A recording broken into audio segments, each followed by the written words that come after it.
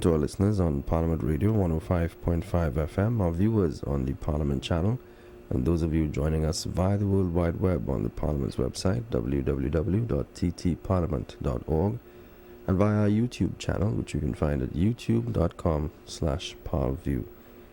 We welcome you to our coverage of today's sitting of the House of Representatives. As indicated, there are some 7 papers to be laid. We have questions on notice and urgent questions. We take you over now to the chamber for the start of today's proceedings. The Honourable Deputy Speaker. We welcome you to the 27th sitting of the House in the second session of the 11th Parliament that takes place on Wednesday, April 5th, 2017. Almighty God, we give thanks to you, the Creator of the universe, and humbly beseech you to direct and prosper the deliberations of the members of this House, here assembled for the advancement of your glory and the trust and welfare of the people of Trinidad and Tobago. Grant that peace and happiness, truth and justice may be established among us for all generations. Amen.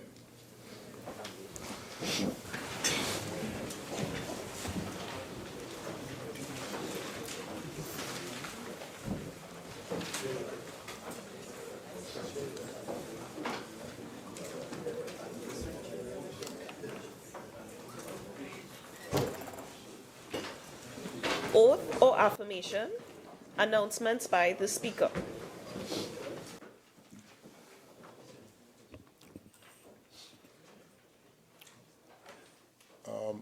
Member for St. Joseph. You may have your seat. You may have your seat.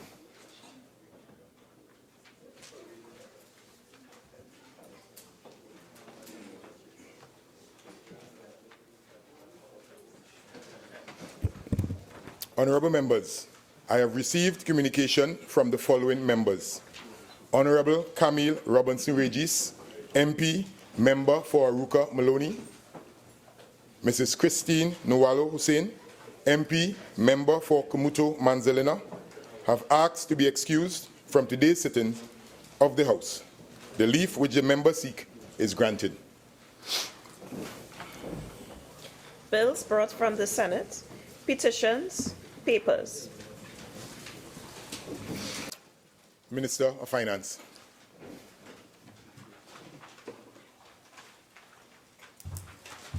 Thank you, Mr. Deputy Speaker. I have the honor to lay on the table the following papers. The annual audited financial statements of the National Schools Dietary Services Limited for the financial year ended September 30th, 2015. Papers 2 to 5, the report of the Auditor General of the Republic of Trinidad and Tobago on the financial statements of the Sangre Grande Regional Corporation for the years ended September 30th, 2004, 2005, 2006, and 2007. Mr. Deputy Speaker, I beg to move that paper number 1 be referred to the Public Accounts Enterprises Committee and papers numbers 2 to 5 be referred to the Public Accounts Committee. Honourable members, the question is that paper 1 be referred to the Public Accounts Enterprises Committee and papers 2 to 5 be referred to the Public Accounts Committee. All in favour, say aye. Aye. Any against? The ayes have it. The Minister of Public Administration and Communications. Thank you, Mr. Deputy Speaker. I have the honor to lay on the table the following paper, the annual administration report of the National Information and Communication Technology Company Limited, IGovTT, for the period October 2014 to September 2015. Thank you. Reports from committees. Prime Minister's questions. Urgent questions. The member for Caroni East. Thank you very much, Mr. Speaker. To the Minister of Education, given that more than 100 ICT technicians at the Ministry of Education have been subjected to to month contracts over the last year. Could the minister indicate when they will be given the 3-year contracts? Minister of Education. Mr. Deputy Speaker, I am pleased to state that a note is now being prepared for the submission to Cabinet, and as soon as Cabinet has decided, then we'll be able to give to those IC technicians their 3-year contracts. Thank you. Member for Carneys. Is there any reason, Honourable Minister, why these were made to languish with a 1-year contract over the last 15 or 16 months rather than a 3-year contract? Minister of Education. Mr. Speaker, the member for Carney East would know better than all of us the reason why those persons have not been given their 3-year contracts, because during his tenure, they were not given those contracts. He is solely responsible. Failure. Next supplemental, Carney East. Is the minister aware that during my tenure they were given 3-year contracts rather than what you just said? Are you aware of that? Member, 3-year contracts? member, question? Minister of Education. Mr. Speaker, I am aware that I am, at this point, Minister of Education. Thank you very much. Member for Faizabad. Member for Faizabad. Thank you, Mr. Deputy Speaker. To the Minister of Health, could the Minister indicate whether the 16-slide CT scanner located at the Accident and Emergency Department at the San Fernando General Hospital is currently working? Minister of Health. Thank you, Mr. Deputy Speaker. The 16-slide scanner is currently not working. The tube was ordered many weeks ago. However, Siemens of Sweden shipped the wrong part. The wrong part arrived in the country. It was discovered it was the wrong part. It had to be returned. The correct part is currently in the country, and the scanner should be up and functional by Friday. Supplemental, member for Faizabad. Thank you, Minister. Can the Minister provide this House with the service contract deliverable as it pertains to the uptime expected for this relatively new machine, and whether he is satisfied with the performance on this service contract? Minister. Minister of Health. If you pose another, that's a very detailed question for a service contract, which was not part of the original question, but I'm happy to provide the information if posed correctly. Not a supplemental. Oh, proceed. Thank you, Minister. Can the Minister then confirm that a single company is responsible for servicing of the city machines at all public institutions, and whether he is satisfied that this arrangement... Member for Faizabad, I would not entertain that question. That will be another trend of thought. So I wouldn't entertain that question, please.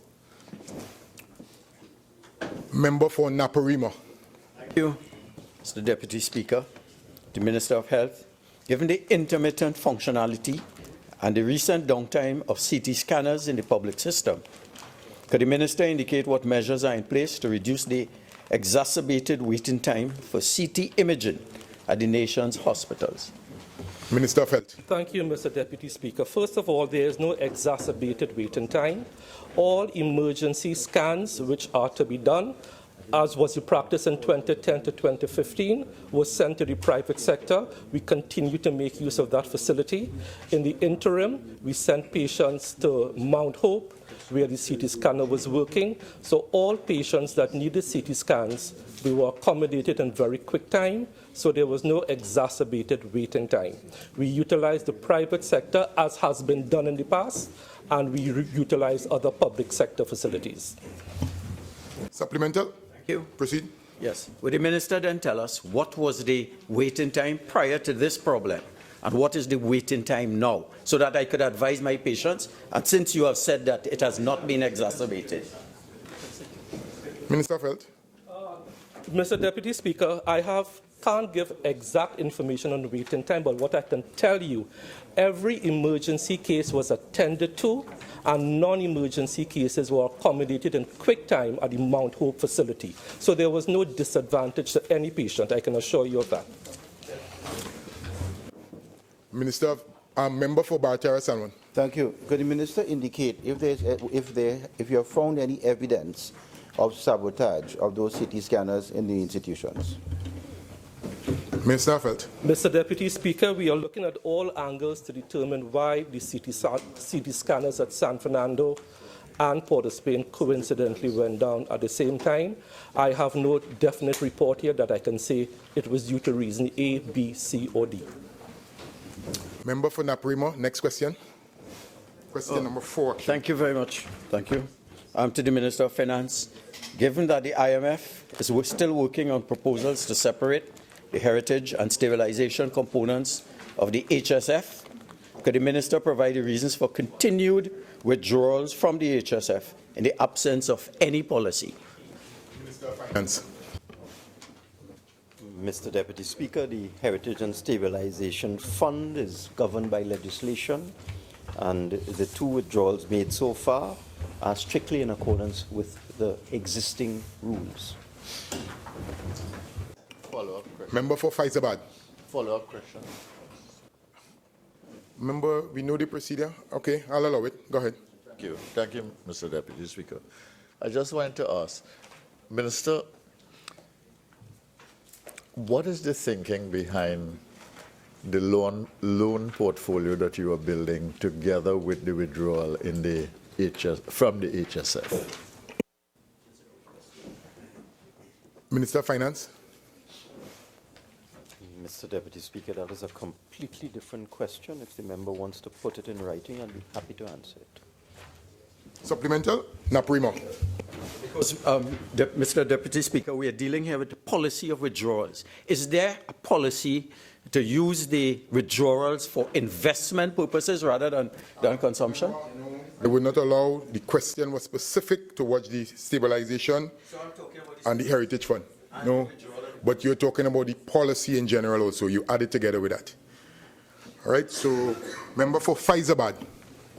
Thank you, Mr. Deputy Speaker. To the Minister of National Security, in view of the reported shooting of a mentally ill patient by a police officer within the precincts of the Point 14 area hospital, is the Minister satisfied with the manner in which the incident was handled? Minister of National Security. Thank you, Mr. Deputy Speaker. So, Deputy Speaker, the matter is currently under the investigation of the Trinidad Police Service. I'm therefore not seized of the facts of the matter. Until such time, I cannot say the degree of satisfaction. Supplemental, member for Faizabad. Thank you, Minister, for that answer. It is alleged in the public domain that it took place within the institution. In view of that and the outcome, Minister, is consideration be given to the use of usually non-fatal devices, for example, stun guns, in the restraint of these patients? Minister of National Security. That can only be determined based on the results of the investigation, Mr. Deputy Speaker. And I would really like to put on the table that consideration with respect to non-lethal use of weapons is presently being considered by the Commissioner of Police. Supplemental, Bartara Sanwan. Yes, supplementary, Minister. Can the Minister indicate if there are any police officers trained in restraining mentally ill patients, and what is the mechanism that they do use? Minister of National Security. Mr. Deputy Speaker, the members of the police service go to different types of training at the police barracks, including how to treat mentally ill patients. Bear in mind again that the situation here involved the municipal police to that extent, and they also do some part of that training, which I can confirm afterwards. Member for Princestown. Thank you, Mr. Deputy Speaker. Deputy Speaker, through you to the Honourable Minister of Health. Is the Minister of Health aware that the link to the application form on the website of the Children's Life Fund is broken, making it extremely difficult for parents or guardians of children to access same? And what urgent steps will be taken to rectify the situation, please? Minister of Health. Thank you, Mr. Deputy Speaker. Yes, I am aware that the link is down. The link is there for parents or guardians to access the forms, not to make formal applications. So the link is down. What we have done as of today, any parent or guardian wishing to get forms can simply call the CLF, and we will have the forms delivered to the nearest health center or CMOH office.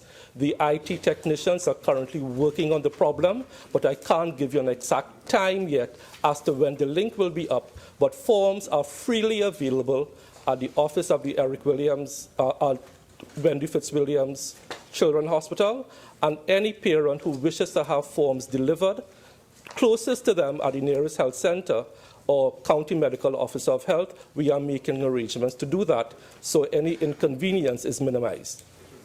Member for Princess Town, supplemental. Thank you, Mr. Deputy Speaker. To the Honourable Minister. Honourable Minister, I visited the Children's Life Fund on Friday, March 31st, 2017, together with several parents, including that of the well-publicized case of young Shannon Luke. Could the Honourable Minister... Town, please come to the question, right, rather than the preamble, because you're going down a different road with bringing in Shannon. Okay, so... Could the Honourable Minister indicate whether he is aware that the Children's Life Fund has no customer service representatives and information officers and members of the public? Member, Princess Town, again, it's a totally different... Member, it's a totally different question. Customers... Hold on, member. It's a totally different question. I cannot entertain it, sir. Supplemental, Bharatiara Sanwan. Could the Minister indicate who is responsible for giving out the forms at the Children's Life Fund? Minister of Health. The forms are accessible in hard copy or soft copy, and for the best of my information, it is the people who administrate the fund, and there are people at Wendy Fitzwilliams to do that. They can be collected in hard copy or soft copy. So there are personnel at the facility. Member for Princess Town, there's a procedure how we go about asking your question, right? You still have the option for 2 more questions. Please do it in the proper fashion. Supplemental, member for Princess Town. Honourable Minister, are you aware that a data entry clerk is screening persons or applicants asking for these forms and determining whether or not they will be successful or not before these forms are being given out? Minister of Health. There is no such activity taking place. The determination of who is successful is done by a committee headed by there's a medical panel, so no clerk can screen. Okay, no, that's it, member. 4 questions were allowed already. Questions or notice? Questions for oral answer.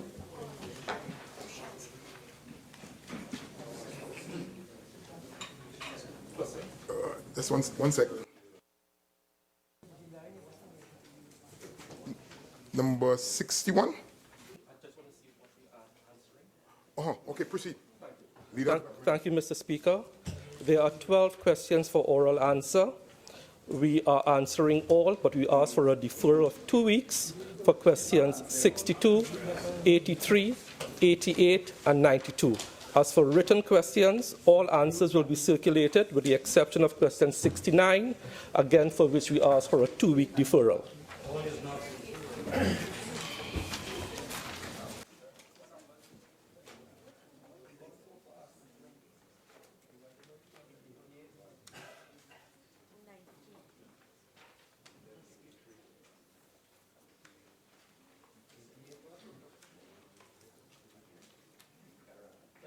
Leader of Government Business, the last question is which one? After 92, you mentioned? After 92. The oral questions that we ask for a 2-week deferral are 62, 83, 88, and 92. So Candice.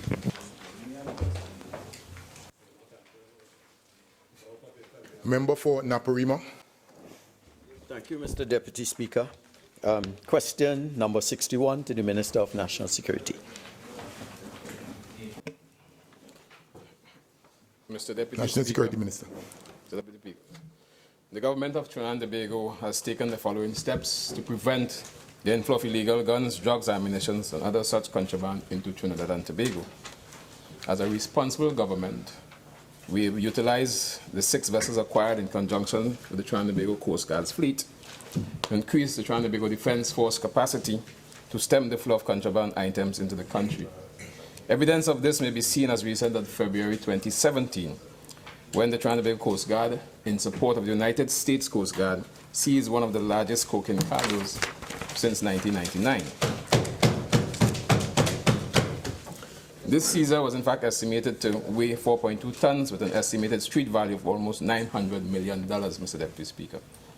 We've also seen an increase in maritime domain governance and awareness. This approach denies smugglers freedom of action within the maritime domain, causing them to be interdicted by the Trinidad and Tobago Coast Guard vessels. This is ably supported by Trinidad and Tobago Air Guard, which conducts aerial surveillance in our maritime waters and across the land mass of Trinidad and Tobago. The Trinidad and Tobago Defense Force uses a broad range of intelligence mechanisms, both on land, air, and sea, inclusive of the National Coastal Surveillance Radar System, which enhances the situation awareness of the Trinidad and Tobago Defense Force. We've also strengthened the collaboration with national, regional, and international stakeholders. This involved deepened collaboration among the Trinidad and Tobago Police Service, the Strategic Service Agency, the Customs and Excise Divisions, the Immigration Divisions, the Maritime Service Divisions, and the Fisheries Divisions at the national level. At the regional and international levels, stakeholders include the Venezuelan Coast Guard, whom we have partnered with since re-establishing the bilateral cooperation with Venezuela in recent times. We do a number of partnering with them, and communications continue between the commander of the Guardacosta and the commanding officer of the Trinidad and Tobago Coast Guard, share maritime presence in the Gulf of Paria and on the south and north of Trinidad and Tobago. The regional security system also acts together with us in support through our aerial surveillance. The United States Coast Guard and the United States Southern Command, through the Joint Interagency Task Force South, an area where we have a presence that continues to support our interdiction efforts and our surveillance on both sea and land. These collaborating efforts are further enhanced by the Trinidad and Tobago Defense Force diplomatic efforts through its military attaches in the United States, in Venezuela, and the United Kingdom. We've also increased what we consider land-based coastal patrols. Land-based coastal patrols are conducted by members of the Trinidad and Tobago Defense Force together with the members of the Trinidad and Tobago Police Service. In most of our coastal areas and our rural villages, to mention a few areas such as Icacos, Unusiro, Maruga, Blanche says Soko, to name just a few. The steps taken, Mr. Deputy Speaker, have contributed to a significant increase in interdiction of illegal guns, drugs and ammunition, and other such contraband in Trinidad and Tobago. While it is difficult, if not sometimes possible, to assign a specific percentage because of the situational manner, it is expected future reduction of the inflow of illegal guns and other such contraband. For the year 2015 and 2016, there has been an approximately 350% increase in interdiction exercises by the Trinidad and Tobago Defense Force, having seized over $18 million worth of drugs in 2015 and approximately $65 million worth of drugs in 2016. This, Mr. Deputy Speaker, together with the government's unrelenting approach, should serve as a deterrent to individuals engaged in the trade in contraband. Mr. Deputy Speaker. Supplemental, member for Naparima. Is the minister in a position to say whether there's a 20% reduction or some percentage reduction, so that at some stage we could look forward to 100% ultimately? Minister of National Security. Mr. Deputy Speaker, I just mentioned that it's difficult to give a percentage, again, based on the situation that we're dealing with. That maritime situation in respect to security is very dynamic, and therefore it's difficult to give a percentage.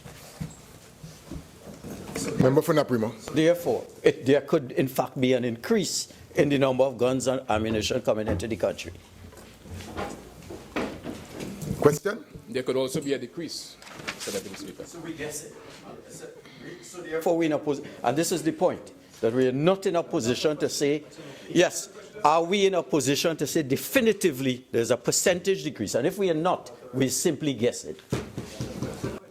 Minister of National Security. Mr. Deputy Speaker, I mentioned a while ago that for the years 2015 or 2016, there has been approximately 350% increase in the interdiction between the exercise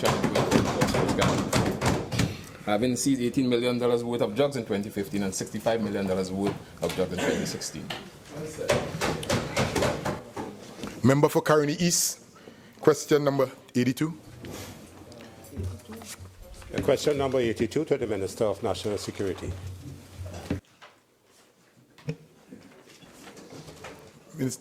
Minister.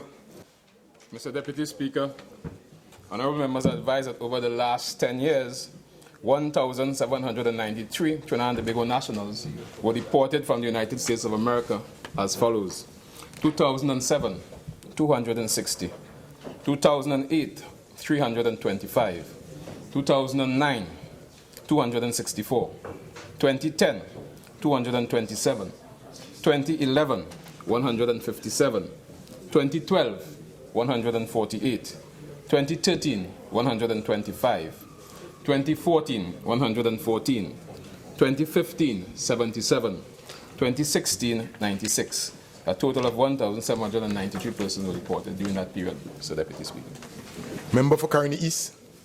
Honourable Minister, is there a follow-up to these individuals who have been deported? There are approximately 1,800 who have been deported over the last 10 years. Minister of National Security. Mr. Deputy Speaker, the persons deported from the United States are placed in different categories based on the reason why they have been deported, and therefore follow-up are done based on the categories that that were selected and determined by the Trinidad and Tobago Police Service, in particular the Special Branch, Mr. Deputy Speaker.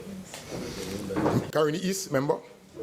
Give just one vivid example or one example of the most serious category, what is being done in the follow-up process. National Security. The most serious category would, of course, be those who have been deported for murder or have served sentence for murder in the United States or involved in other like terrorist activities, and therefore they would be placed in a high category where they would be monitored by the intelligence services and members of the Trinidad and Tobago Police Service. Member for Carney East. Next question. Question number 85 to be exact. Yes, question number 85, Mr. Speaker, to the Minister of Community Development, Culture and the Arts. Minister of Community Development, Culture and the Arts. Thank you, Mr. Deputy Speaker. The National Carnival Commission collected gate receipts in 2017 for the Panorama semi-finals as well as its Panorama finals competition. For the Pan semis, the total collected was $2,382,050. For the Pan finals, the amount collected $1,267,450, giving a total of $3,649,500, and these represent the unaudited financials. And going forward for Pan Trinbago, with respect to what was collected in 2016, their figures taken from the Pan Trinbago unconsolidated financial statements, 30th of June 2016 on page 25. The figure represented there includes revenue from the Junior National Panorama, National Single Pan, Prelims, Semis and Finals, National Conventional, Small, Medium and Large, Prelims, as well as Semi-Finals, inclusive of the Greens, as well as the National Conventional, Small, Medium and Large Finals, and Pan on the Road. The consolidated figure that is presented there is $4,654,616. Supplemental from Princestown. Thank you, Mr. Deputy Speaker. Honourable Minister, can you indicate to us when would the forensic auditor be appointed to look into the activities of Pan Trinbago as promised? Member, again, that's a totally different question. Forensic audit. The question relates to what would the income from the different festives, right? So I would not entertain that question. Member for Carney East. Would the Honourable Minister indicate whether monies collected by the National Carnival Commission will go to help defray some of the expenses of Pan Trinbago, since a decision had been made to get National Carnival Commission collecting their fees and not Pan Trinbago in certain instances? Minister of Community Development, Culture and the Arts. Mr. Deputy Speaker, that issue is before the courts at this time, and so it will be determined by the courts how that proceeds. Member for Oropouche East. Question number 88. 88? Sorry, 89. 89. Oh, sorry. Thank you very much, Mr. Deputy Speaker. Question number 89 to the very Honourable Prime Minister for the Sway North and Dance West, maybe. Very subdued today. Oh, sorry.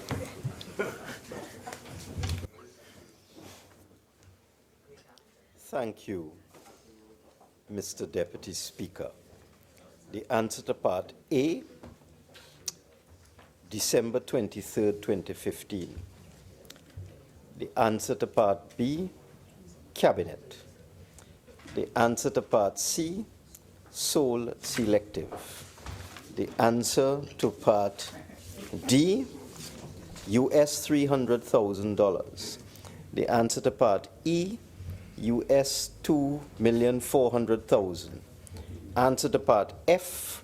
The entire contract with the terms of reference or scope of works is publicly available on the website of the U.S. Department of Justice at the following link: https://www.fara.gov/doc/exhibit-AB-206-1118-2 PDF. Oropouche, supplemental. Thank you very much, Mr. Deputy. Could I ask a question? Could the Honourable Prime Minister tell us the terms of reference or scope of work as opposed to the website address of it? I am addressing you as Acting Prime Minister, sir. Okay, proceed. Acting Prime Minister. Thank you, Mr. Deputy Speaker. As I indicated, the entire contract, the whole thing, with the terms of reference or scope of works, is publicly available on the website of the U.S. Department of Justice. I will write the website address for the member on a piece of paper and send it to him, Mr. Deputy Speaker. Seriously, is it that the government is not prepared to indicate the scope of works alone in answering this question and refers us to a website address for the entire contract? The question is very specific, the scope of works. Is it that the government is not prepared to state the scope of works? Acting Prime Minister. I repeat, Mr. Deputy Speaker, the entire contract, including the entire scope of works, is publicly available on the website of the U.S. Department of Justice.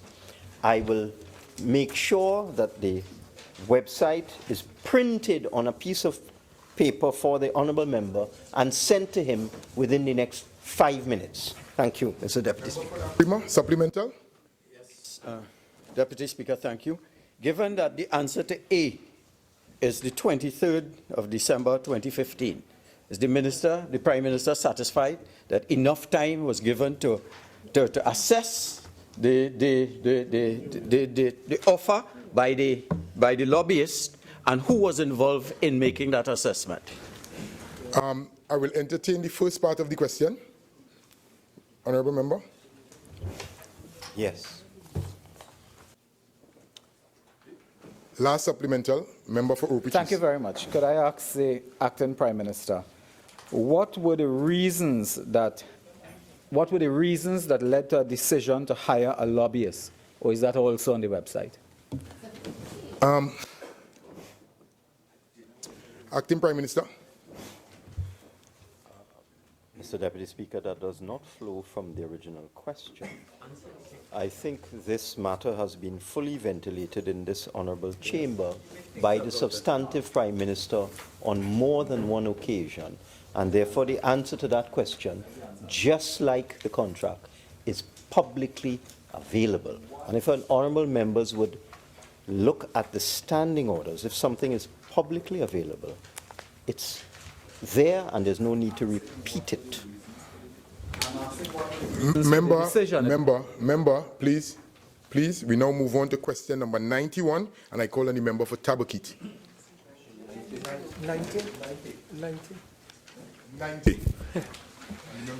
Thank you, Mr. Speaker, Deputy Speaker. Question 90 to the Minister of Public Utilities. Minister of Public Utilities. Thank you very much, Mr. Deputy Speaker.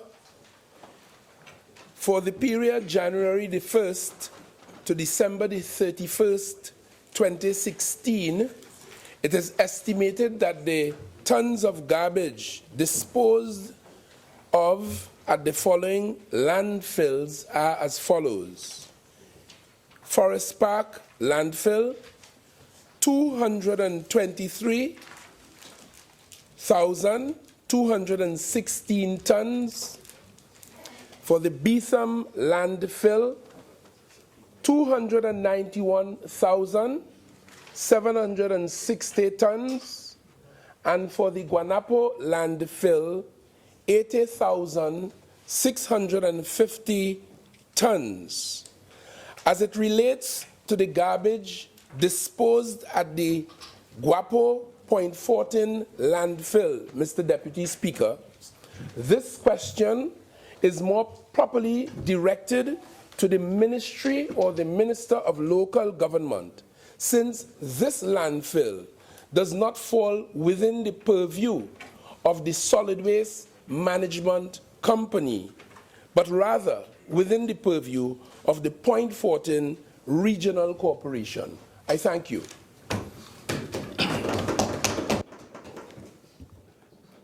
Question number 91, member for Tabakit. Question number 91 to the Minister of Rural Development and Local Government. Minister. Thank you very much, Mr. Deputy Speaker. The total annual expenditure in 2016 on garbage collection for all 14 municipal corporations is $277,721,515.90. A breakdown of the expenditure for each municipal corporation is listed below. Port of Spain City Corporation, $21,318,561. San Fernando City Corporation, $9,676,177. Arima Borough Corporation, $5,295,819. Point 14 Borough Corporation, $5,975,793.76. Chaguanas Borough Corporation, $20,085,650. Diego Martin Regional Corporation,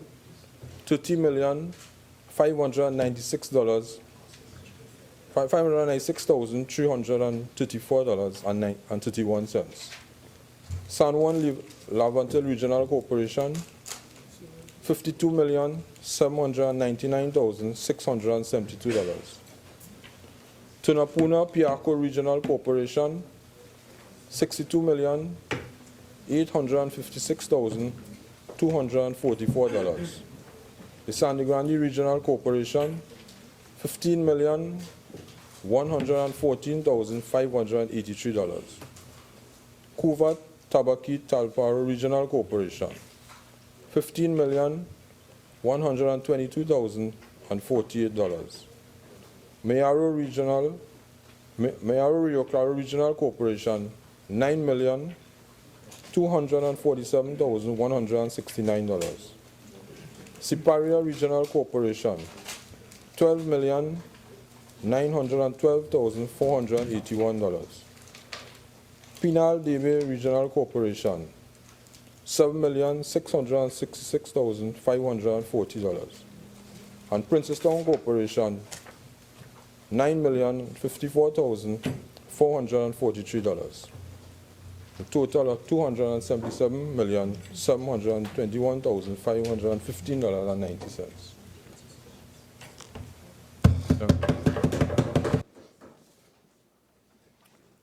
Question number 94, member for Barataria, San Juan.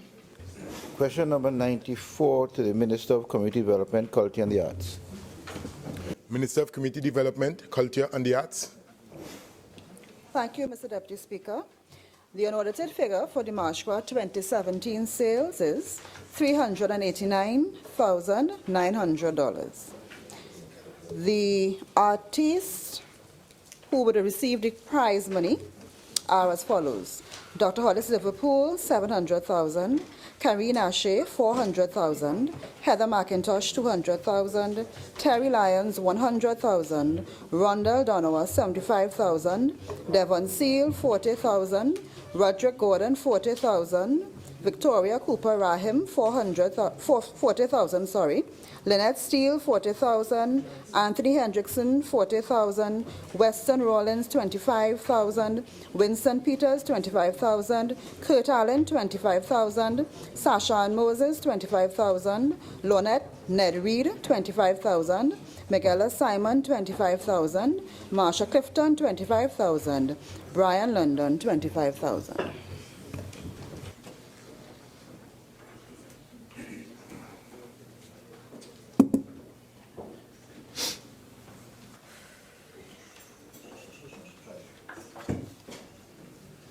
Number 95, member for Bratcha Sanwan. Question 95 to the Honourable Minister of Community Development, Culture and the Arts. Minister of Community Development, Culture and the Arts. Thank you, Mr. Deputy Speaker. The amount of revenue collected from the rental of booths around the Queen's Park Savannah stood at $113,100. The percentage of booths that were occupied stands at 97%.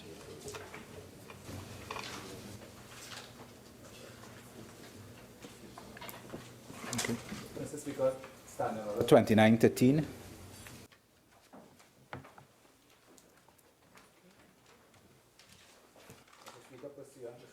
2913, I ask that the Speaker of the House cause to be written to the Minister of Energy a stern letter indicating his tardiness in response to question number 62 and the unacceptable reasons for the delay in answering.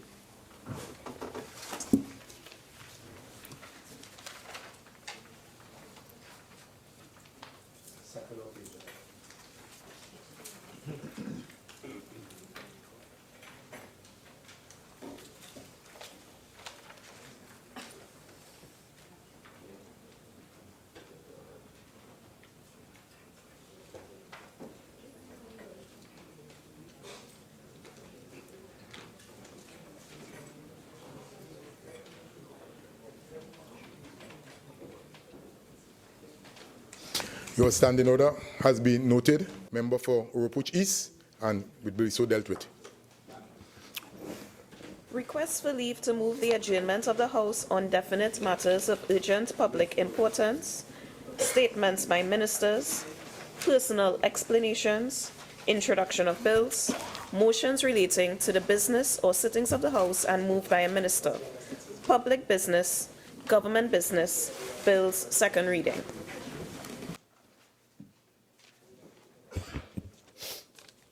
Honourable members, the debate on the second reading of the following bill, which was in progress when the House adjourned on Wednesday, March 22nd, 2017, will be resumed. A bill entitled An Act to Establish a System of Plea Discussions and Plea Agreements and for Matters Incidental thereto. And I will now recognize the member for Port of Spain North, St. Anne's West. Proceed. Thank you very much, Mr. Deputy Speaker. As usual, it's indeed a privilege and a pleasure to be afforded the opportunity to make some contributions here this afternoon on what we on this side believe is a very important piece of legislation. And the piece of legislation that we're discussing this afternoon, Mr. Deputy Speaker, is an act to establish a system of plea discussions and plea agreements and for matters incidental thereto. And to just put it in a context, Mr. Deputy Speaker, if I may, I'd like to refer to the explanatory note to the bill and to just put on record that the purpose of this bill is to enable a prosecutor and an accused person, which includes a person suspected of committing a criminal offense, which is a very important demarcation that I'll come to a little later on, and a defendant in proceedings before the court for criminal proceedings, whether on his own or represented by an attorney at law, to engage in plea discussions aimed at arriving at a plea agreement. Plea discussions, Mr. Deputy Speaker, may be initiated by either the accused person or prosecutor in both summary and indictable offences. And under a plea agreement, the accused agrees to plead guilty to a specified offence or undertakes to perform any other obligations contained in the plea agreement in exchange for the prosecutor's undertaking to take a particular course of action. Mr. Deputy Speaker, we have heard a lot of commentary with respect to this bill. And if I may be permitted to just explain, and I don't even think it needs explanation, but really to just put on the record that there is no single magic pill, magic bill, or any magic moment in a singularity that can fix crime. However, the improvement of the criminal justice system is a critical element in the fight against crime. On the last occasion, the Honourable Member for Siparia pointed out that all we're hearing about is legislation to deal with the criminal justice system. And how does that deal with the detection of crime and the prosecution of crime, etc. Mr. Deputy Speaker, just to remind us in this House, when we're here in the House, our duty and what we've been elected to do is to pass legislation, and legislation that we believe is good for the citizens of Trinidad and Tobago. It's my submission, Mr. Deputy Speaker, that this particular bill, which is one element in a suite of legislation that's been brought by this administration, does exactly that. And this suite of legislation, Mr. Deputy Speaker, is aimed at improving the dispensation of criminal justice by the improvement of the criminal justice system. Because it's a value chain, Mr. Deputy Speaker. You start with the committal of a crime, the detection, investigation, the charging, and you move along, Mr. Deputy Speaker, to then coming into the element of the criminal justice system, which is interaction with the DPP, interaction with your attorneys, interaction with the magistracy or the High Court, and the criminal system that dispenses justice. Mr. Deputy Speaker, if I may be permitted this opportunity to pause at this stage and to ask that we in the House acknowledge the young minds who are the future of this nation and those students who've taken time out of their very busy schedules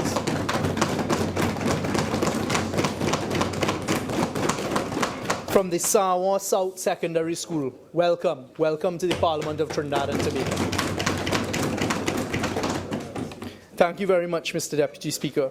So I was at the point in saying that this particular bill is one element in a suite of legislation. And if I may, we currently have before either this House or that other place the abolition of preliminary inquiries, trial by judge alone, which is an election of whether one chooses to have a jury or not have a jury and be tried by a judge alone. Access to bail. There's an access to bail bill that is meant, and we will get to it, to make it easier for persons who've been granted bail to access it by allowing certified checks to be utilized, etc. There's also an act to amend the Motor Vehicles and Road Traffic Act, which is doing again with the use of cameras at traffic lights, etc., and really releasing certain elements in the criminal justice system and making it easier. And all of these bills together with this one are part of a suite of legislation that is before the Parliament to improve the criminal justice system. So if I may, Mr. Deputy Speaker, this particular piece of legislation is introducing and continuing and making more efficient a system that currently exists in Trinidad and Tobago since 1999. And it's a system of plea discussions and plea agreements. We're not talking about plea bargaining, and we've very, very carefully chosen the use of the words plea discussions and plea agreements. And if I may permitted the opportunity, Mr. Deputy Speaker, to explain the intent of this legislation and what it is that we're hoping to achieve with this legislation. And when one looks at the bill, as I will do in a short while, and you go through the bill, you will see it as a very, very transparent process. At every stage, it's intended that it be done in public. The victims are taken into account. We've specifically legislated it should not be done in camera. It should be done in open court to allow the victims and others to participate in the process. Because, Mr. Deputy Speaker, as my friend and colleague from St. Augustine will know, having practiced in the criminal arena for many years, especially in the criminal arena, the perception of open, transparent dispensation of justice is a critical element in a society's belief in the system and the upholding of the system. And I put on record and submit respectfully, Mr. Deputy Speaker, that this bill is designed to do exactly that. And as we go through it step by step, we will see how it accomplishes that, Mr. Deputy Speaker. Mr. Deputy Speaker, this bill allows persons to negotiate even before a criminal charge, to have discussions even before a criminal charge is laid. So what it means is it allows people to cut down the amount of time and resources used. But it also permits and opens an opportunity, which is an important element in the fight against, for example, white-collar crime. Because what you find very frequently, Mr. Deputy Speaker, in a study of white-collar crime and the successful prosecution of white-collar crime is there's something called a big fish. So there's somebody who sits up in the clouds called a big fish, Mr. Deputy Speaker. And very often they've made it very difficult for the documentary evidential chain or the bank accounts, because they use cash, etc., to line their pockets.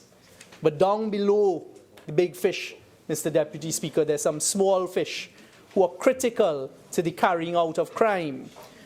And those small fish are the ones who very frequently have left their fingerprints and their footprints on the scene of the crime. So when these smaller individuals are held and presented with the evidence that is contained against them, for example, elements such as bid rigging, elements such as manipulation of contract awards, elements that are part of white-collar crime and corruption, and they're presented with that, and it can be shown to them by the prosecutor and by the police that here is the evidence against you, and a successful case can be built out against you, conspiracy charges, damages to the treasury, etc. They can now enter into discussions and give up the big fish. Because if they agree to plead guilty to lesser offenses or to offenses and not put themselves through a trial, they can be part of the discussion how they can provide that evidence, that nexus, that link with the big fish. So you see, Mr. Deputy Speaker, this particular bill is a very, very important element in the criminal justice system and in the fight against corruption and white-collar crime. It applies equally, of course, Mr. Deputy Speaker, to crimes which have to do with narcotics and illegal drugs and firearms. And as we get into the bill, you will see that it's built out in a way, for example, as happens now. Again, anyone who practices criminal law will know if you're traveling in a car or the police raid a house and they find any illegal firearms and narcotics, everyone in the car is taken to the police station and can face a charge. Everyone in the house taken to the police station and can face a charge. And in this piece of legislation, there is express provision for the person who is really the perpetrator and really the person guilty of having the illegal firearm or the narcotics to put their hand up, to enter into discussions with the prosecutor and to take the responsibility, and thereby, as part of his or her agreement, allow the rest of the innocents or the innocents to be released and to go free.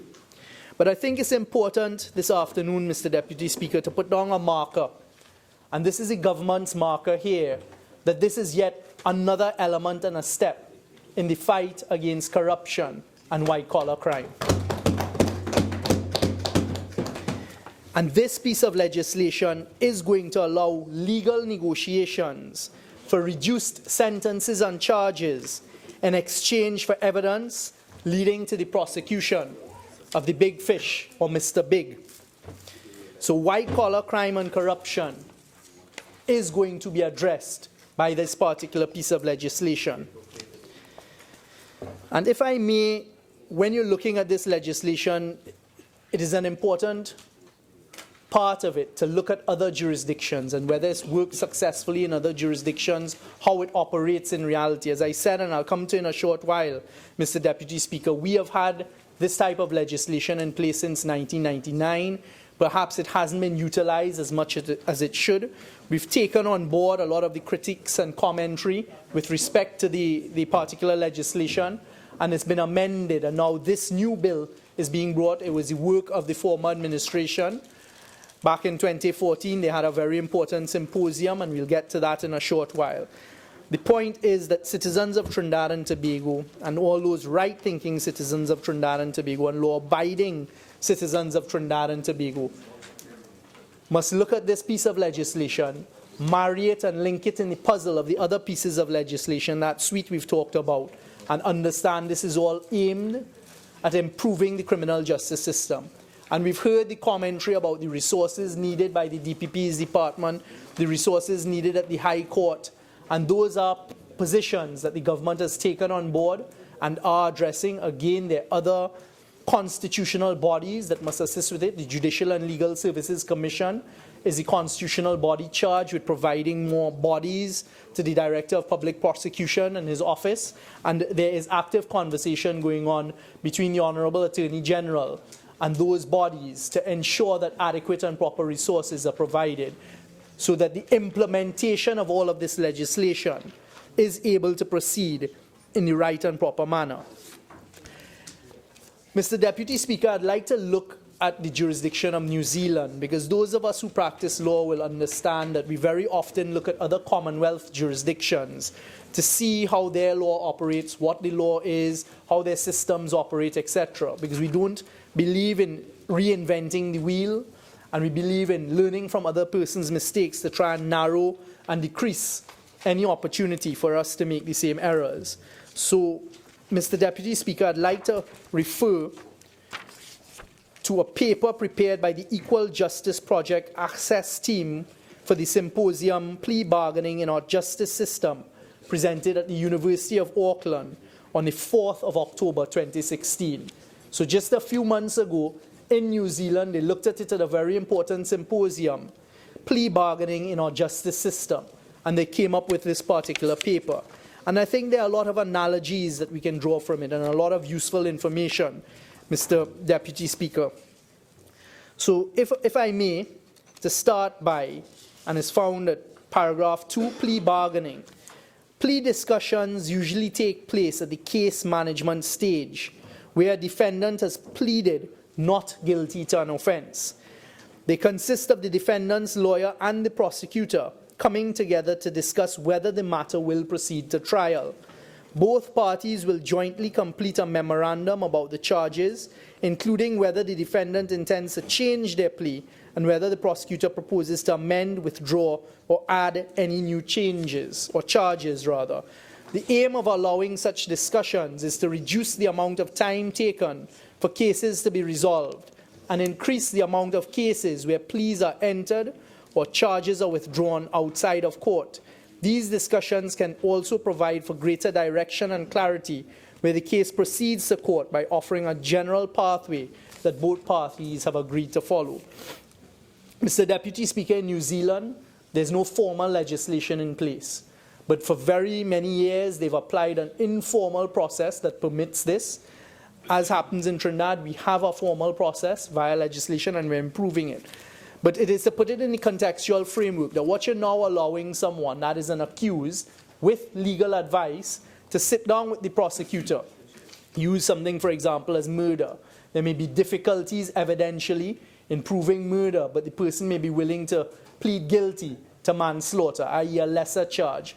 And if that is done and the prosecutor and the accused agree and is then sanctioned by the court, what that immediately does, and one can understand, is it frees up the resources of the court.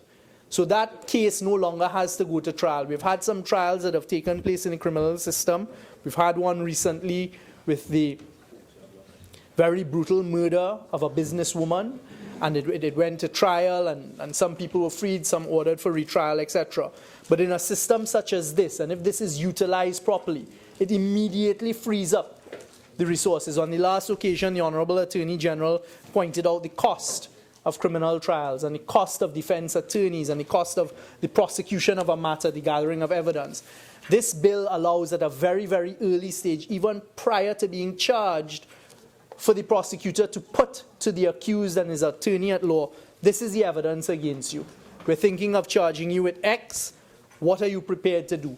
And it allows now an accused the opportunity to say, you know what, I don't want to go through the next 15 years of my life in remand yard and to fight the criminal justice system all the way to the court, to the Privy Council and back, which could take up 20, 25 years of my life. I'm going to plead guilty now to this charge, which might be a slightly lesser charge, and let's work out the type of sentence that you would be willing to approve as a prosecutor that we then put forward to the judge. And if that happens successfully, you can immediately see the benefits of the system. It works on the criminal backlog and jam. It works on allowing people more certainty in their life, etc. And in fact, this paper goes on to talk about some of the pros of plea discussions. So at paragraph 2.4, it talks about the value of plea discussions. And it says, plea discussions between parties have significant value for the administration of the criminal justice system. The benefits include relieving victims or complainants of the burden of the trial process, which, Mr. Deputy Speaker, is what I just described. It also allows resources saved in court time, prosecution costs, legal aid to be better deployed in other areas of need. Again, these are elements that we're in desperate need of and elements that can only contribute to a more efficient criminal justice system. It also provides a structured environment in which the defendant may accept any appropriate responsibility for their offending that may be reflected in any sentence imposed. What that means, Mr. Deputy Speaker, is you're now providing an accused with the opportunity to participate with more clarity and certainty in the determination of their faith for crimes that they would have accepted that they committed. So, for example, with smaller crimes, the petty crimes of, say, stealing someone's fruit, etc., rather than find yourself clogged in the system, in remand yard for a number of years, being unable to access bail, this piece of legislation now allows you to have an open discussion, transparent discussion with the prosecution, say, if I plead guilty, what is the type of sentence that you will then suggest to the court? What is the type of sentence that I will have to serve? And for them to work out between themselves in a plea discussion, an agreement that can then go forward to be sanctioned by the court. So it allows persons in all different aspects of the criminal justice system, from the smallest crime to the largest crime, to utilize it and to come up with how they can go forward and thereby free the resources of the court. This particular paper from the University of Auckland goes on to say, at paragraph 5.1, Mr. Deputy Speaker, the advantages they see of plea bargaining. And if I may, one way plea bargaining preserves justice is by ensuring convictions in cases that may have not succeeded at trial. There is a high level of uncertainty during trials, and there is always a possibility that the defendant will be found not guilty. There are instances that clearly deserve the intervention of the criminal justice system, but technical difficulties may make it difficult to secure conviction for the most serious charge available. Plea bargaining has a level of certainty a trial cannot offer, and thus ensures that the guilty party will not walk away without a conviction. Even if it is through a less serious conviction, justice can still be achieved in the sense that the defendant will face repercussions for their actions. Another advantage is that plea bargaining can help the judicial system to better allocate resources. Sentence indications and plea bargains allow unnecessary trials to be avoided. Resources can then be better distributed, increasing the efficiency of the court system in the long term. With that contextual background in place, Mr. Deputy Speaker, we will move towards how this particular piece of legislation and the bill that is before us addresses those issues. How is it that we intend that this will free up the court system, allow them to use their resources more effectively, more efficiently? I think I've given some examples of how it could affect the daily lives of those who have found themselves caught in the net of the criminal justice system. And I would like to tell them that this is allowed, when passed, it also acts for anything that was done retroactively prior to the act. So those who are in the system currently can approach, utilize, once this legislation is passed, what it is that this bill is intended to do. So, Mr. Deputy Speaker, respectfully, I find it very, very difficult to understand, and in going through the Hansard contributions of those who have contributed before, I did not see anything really that stood as a blockage or prevention from the passage of this bill. In fact, there was a general amount of support. Those who spoke before talked about probation and different instances which really have nothing to do with the bill. We've gone through a system where, Mr. Deputy Speaker, a similar piece of legislation has been in place since 1999, so this is not something that is new to the system. But what we're doing now, almost some 20 years later, is we're looking at what applied and we're now seeking to improve it. Actually, almost 20 years later. Yes, Mr. Deputy Speaker. So, Mr. Deputy Speaker, if I may then go to, and I think both the Attorney General, Honorable Attorney General, as well as the Honorable Leader of the Opposition, referred to a policy paper on the reform of the criminal justice system, and something that took place in 2014, and a symposium where there was a gathering of the DPP's office, persons who utilize the criminal justice system, the judiciary, those defense attorneys, the Criminal Bar Association, etc. And at Chapter 2, they stated, statutory plea bargaining has existed in Trinidad and Tobago, Mr. Deputy Speaker, since 1999. Plea bargaining, otherwise called plea discussions and plea negotiations, can be briefly described as discussions between an accused and a prosecutor aimed at arriving at an agreement for the disposition of the case without a trial. And I think that's a critical element of understanding, that what you're trying to do is free the system of trials that are going on unnecessarily or utilizing the resources of trial. But it also allows, even after a trial has been concluded, for the accused to sit down with the prosecution and then take to the judge what they may come up with as a plea agreement. A plea agreement is an agreement between the prosecutor and accused, whereby the accused agrees to plead guilty to certain charge or charges in exchange for the prosecutor offering concessions for the guilty plea. The terms plea bargaining and plea agreement are sometimes used interchangeably.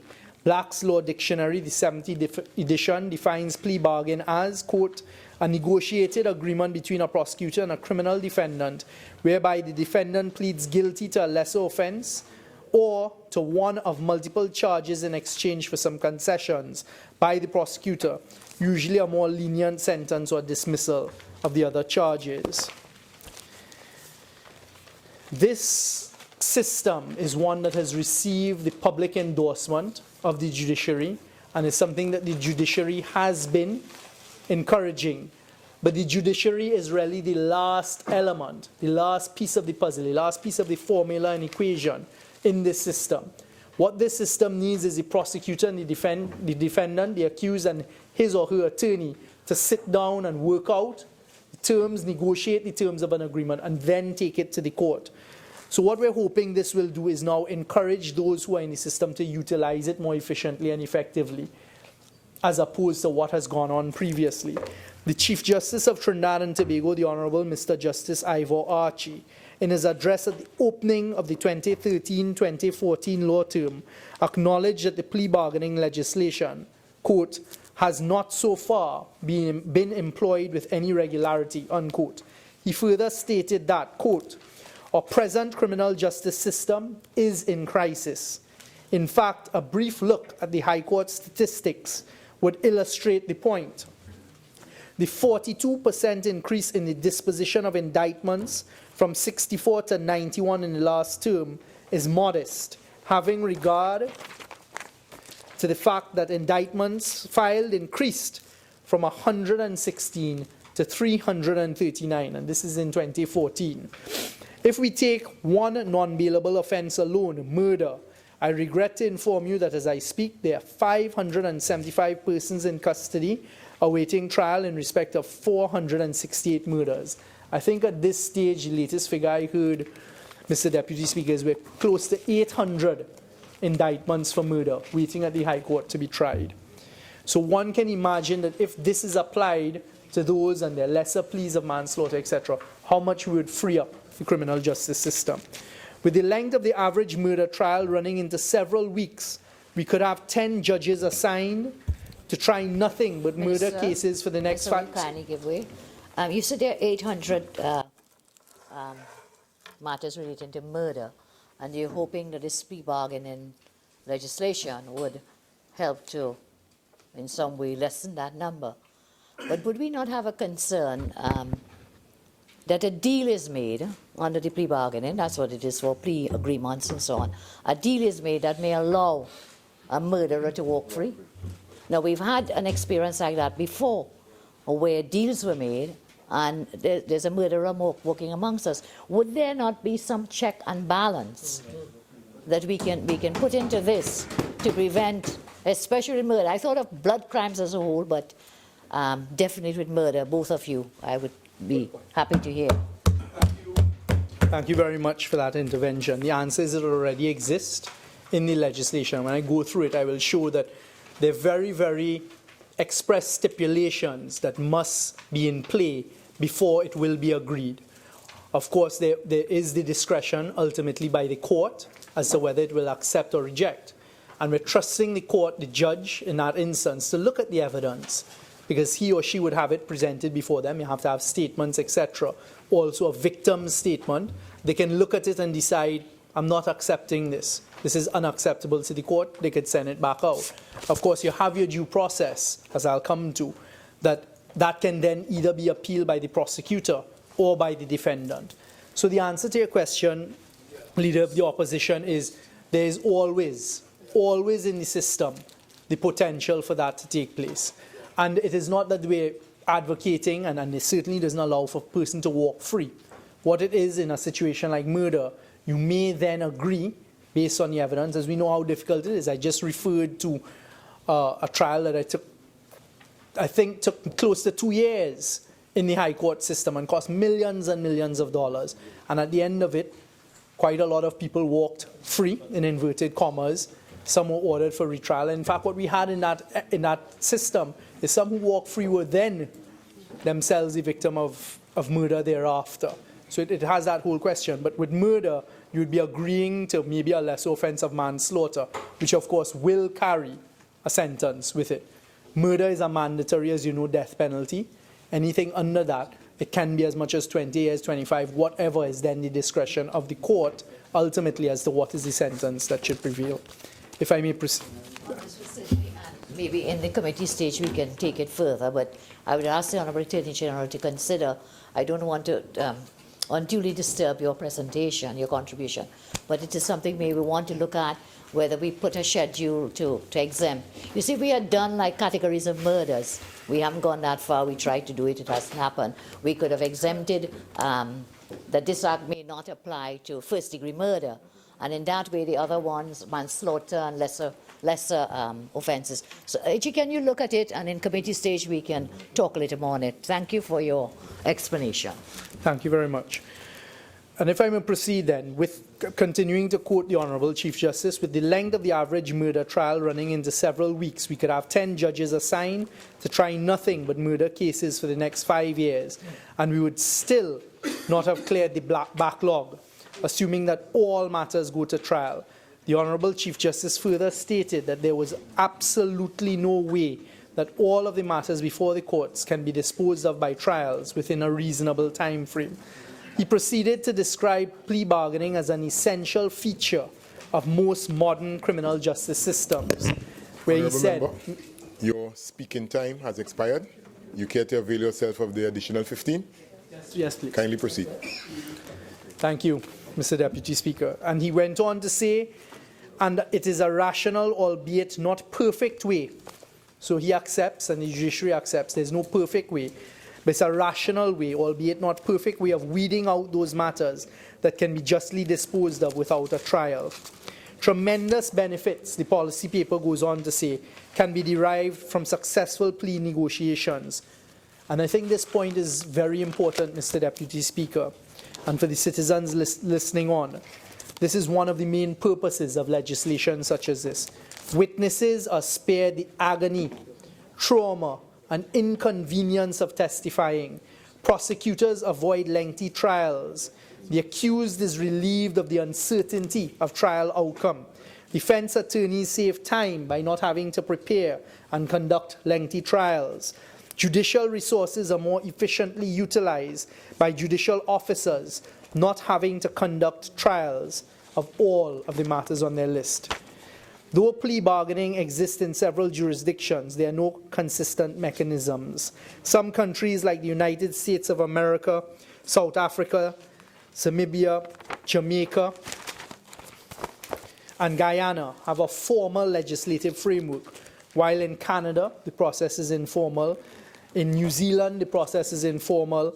In the United Kingdom, apart from cases of serious or complex fraud, there's no formal legal framework of plea bargaining. So, Mr. Deputy Speaker, I was going to take the time and go through what... Member, you were doing it in a proper fashion earlier, you know. Yes. So please, please. Go ahead, proceed. Thank you very much, Mr. Deputy Speaker. The Leader of the Opposition is going to give me some injury time. I was going to go through various jurisdictions, Mr. Deputy Speaker, for the Hansard to show how it is applied, but I don't think I have sufficient time to do it. And I'd like to really concentrate on some specific provisions in the bill, if I may. And if I may start with Clause 1, well, actually Clause 1, subsection 2, and just put on the record that this Act, when it is passed, only comes into play when there's proclamation. So the important point is those who are saying there are not sufficient resources in the system, that things aren't ready for implementation. That is something we are aware of. As I said, the Honorable Attorney General is working on that, and it will be proclaimed when resources have been ramped up. But the truth is we can't wait for that nirvana that may or may not exist, because it is always a moving timeline. It's always a moving amount of resources. No one ever thinks they have sufficient resources. Ultimately, you have to take that leap, you have to implement, and you have to get on with it. It's also very interesting when you look at the definition of an accused person, because an accused person means a person suspected of committing a criminal offense or a defendant in proceedings before the court. So a person who is held under suspicion of a criminal activity, taken to a police station, may at that stage invoke this legislation and say, listen, yes, I had this small amount of narcotics in my possession, but I'm willing to plead guilty to that if this is the sentence, and I will give up Mr. Big, who is the person that is importing so much more of this narcotics, so much more of the illegal guns and firearms. And it immediately allows someone in that situation to enter into negotiations with a prosecutor. We go on. A relative. This again is another fundamental change that's been introduced in the definition of relative. A relative in relation to the victim means a parent, a step-parent or guardian, spouse, cohabitant or fiancé, a person responsible for the care and support, a child, stepchild, or other dependent. So we've broadened the ambit of persons who are defined as relatives, which is applicable when you come now to the victim statement. At Clause 3, we go on to say that it is applicable to both indictable and summary offences. So this covers the whole ambit of criminal offences, and importantly, committed before or after this Act comes into force. So, Mr. Deputy Speaker, that's the point I was alluding to a short while ago. When this becomes the legislation, it is applicable to those who are already in the criminal justice system.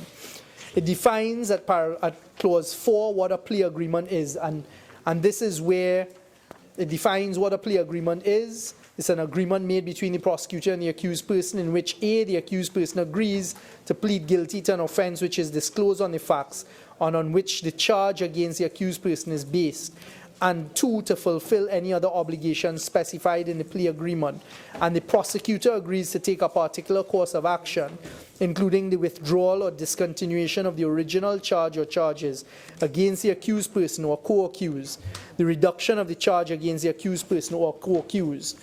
And the point I was referring to that happens very frequently with firearm offenses and narcotics offenses, an undertaking not, and this is at 4B Roman 3, an undertaking not to institute charges against family members or friends of the accused person in respect of the matter with which the accused person is charged. That goes frontally, expressly, and directly to the situation, for example, when you're in a car, a motor vehicle, and you're held, etc., but you may not have had any knowledge whatsoever of what was being transported in that car. The accused can say to the prosecutor, look, I will take the bongs for that. It is my firearm, it is my narcotics. Let my friends and family go. And it lists a number of things. Now, to take on what the leader of the opposition was talking about, this is the first place that we start to introduce at clause 4, subsection 2. The prosecutor shall not agree to take a particular course of action unless he has taken all of the relevant circumstances into account, and B, he believes such an undertaking will not be contrary to the interests of justice. So we're putting down markers that would govern these types of situations. At clause 5, we talk about plea discussions and where it may be held and plea agreements concluded at any of the following stages. And it goes, as I say, before charges are instituted, all the way down to at any time before, during the trial of a summary or indictable offense. There's protection offered at clauses 9 and 10 as to how, well, clause 9 is when there's the accused person is represented by an attorney at law. A prosecutor can't engage in direct conversation with plea discussions with the accused person in the absence of his attorney at law. Clause 10 deals with when you're not represented by an attorney at law and sets out some very instructive protection measures. Clause 11 is a very important one, Mr. Deputy Speaker. It's the prosecutor's duty to disclose evidence. So again, statutorily and expressly, we're putting it in there that the prosecutor must put forward to the accused and his or her attorney at law all of the evidence that they have against him, because what you're doing is creating an environment where you know in advance what the case may or may not be against you. You can measure with your attorney the strength and weaknesses of the case against you. Factor that into your discussions, your plea discussions, which may ultimately result in a plea agreement. What's that? You have a duty to disclose. Part 3 of the bill, and this is an important one. This was important to me, Mr. Deputy Speaker. The victim impact statement. When you read the literature in all of the other jurisdictions, a victim impact statement, it is very important for the victims of crime, and this also includes businesses that may have been subject to crime. It also includes children who may be the unfortunate recipients of crime, criminal activity. It allows them to participate in the process, because the whole psychology of the criminal justice system is that victims who have been hurt, who have been harmed, are allowed to say, look, this is how I see the world. They're allowed to participate in the process. They're allowed to say, I think it should be a higher sentence, etc., etc. So the whole of Part 3 captures that, and I think that's a very, very important feature of this legislation. It's acknowledged that Clause 13.1, every victim has the right to provide the prosecutor with a victim impact statement explaining the physical or emotional harm, financial loss, or other impact that the offense has had on the victim. Before, it goes on at sub 2, before a plea discussion is concluded, the prosecutor shall inform the victim of his right to provide the prosecutor with a victim impact statement and the restrictions specified in section 14 with respect to the content of the victim impact statement. At subsection 3, a prosecutor who concludes a plea agreement with an accused shall ensure the victim is informed, and this is critical. This is where you're ensuring that the victim's rights are acknowledged and protected. So the prosecutor who concludes a plea agreement with an accused person shall ensure that the victim is informed of A, the substance and reasons for the plea agreement unless compelling reasons, including the likelihood of serious harm to the accused person or another person require otherwise. B, the date of the plea agreement hearing and the victim's right to attend all stages of the hearing and to be heard at the hearing, and C, the victim's right to read his victim impact statement in court and to have his victim impact statement read by the prosecutor or an officer of the court if the victim does not wish to read the victim impact statement himself. At subsection 4, if a victim elects not to give a victim impact statement, the court at the plea agreement hearing shall not draw any inference that the offence did not result in harm to the victim. Part 4 of the bill goes on to deal with the plea agreements and plea agreement hearings and how they should be conducted. Importantly, it sets some very tight time frames for matters to be done and when they should be concluded. Clause 24, a plea agreement hearing shall be held in open court unless, having taken all of the circumstances into consideration, the court considers that the hearing should be held in camera. And this is a point that I was alluding to earlier, Mr. Deputy Speaker, in ensuring the full transparency of the system. Because as my friend from St. Augustine would acknowledge, as we discussed before, it's very important that there's a perception of justice being dispensed and the reality of justice being dispensed. So as legislators, we're making sure there's an express provision to ensure that in this case. And it goes on to say at 24.2, at a plea agreement hearing, the prosecutor shall disclose the following information to the court in the presence of the accused person and his attorney at law, or in the presence of the accused person who has elected to represent himself. And it goes on to list what has to be presented. Before accepting or rejecting a plea agreement, the court shall make inquiries of the accused person in order to determine, and it goes through the normal matters that you'd expect to be determined, that they understand the nature and substance of the plea agreement, they receive legal advice, etc. Clause 25 is for the leader of the opposition, where I was discussing where a court can reject the plea agreement. So you see that at 25.3, the rejection of a plea agreement by the court shall not operate as a bar to the conduct of any subsequent plea discussions and plea agreement. And above it talks about, well, at 25.1, subject to subsection 2, the court may reject a plea agreement entered into between the prosecutor and the accused person if the court considers that it's in the interest of justice to do so. So that protects the ultimate discretion of the court as to whether they would accept the plea agreement, and of course for sentencing purposes. Clauses 28.2 and 29.1 allow appeals from that. And the point I was just referring to at 25.3 is it still allows, even if the first one is rejected, for the parties, that's the accused as well as the prosecutor, to go back, come up with an alternative agreement, bring it back to the court for sanction.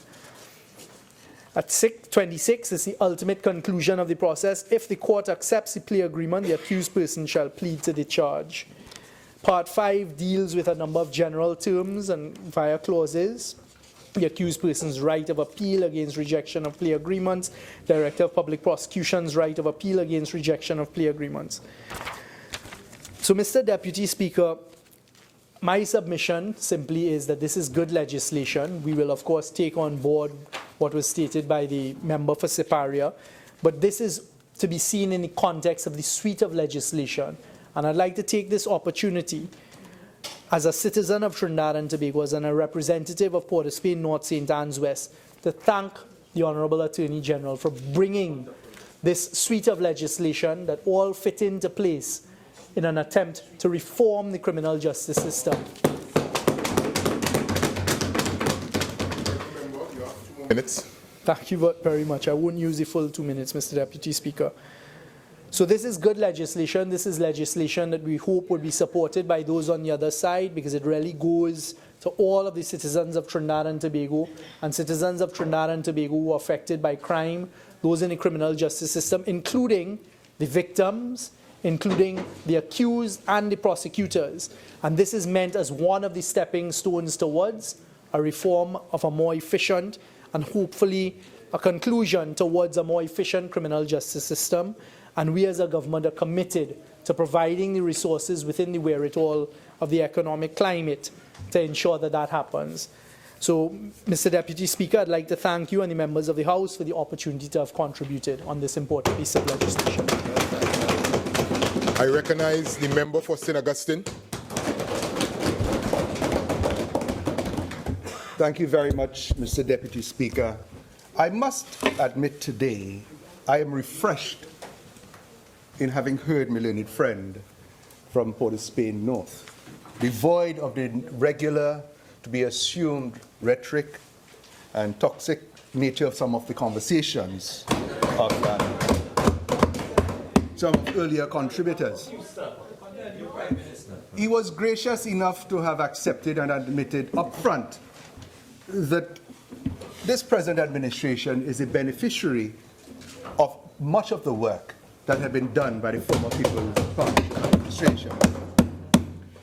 Many seeds were planted, but as you know, Mr. Deputy Speaker, like everyone who is interested in growth, that things have to be nurtured and everything in its time. So I also want to congratulate the Attorney General for having brought this piece of legislation that I think is much needed, that is required as a tool, as my learned friends have indicated, to deal with the issues of the backlog in our courts and also to deal with future and prospective criminality.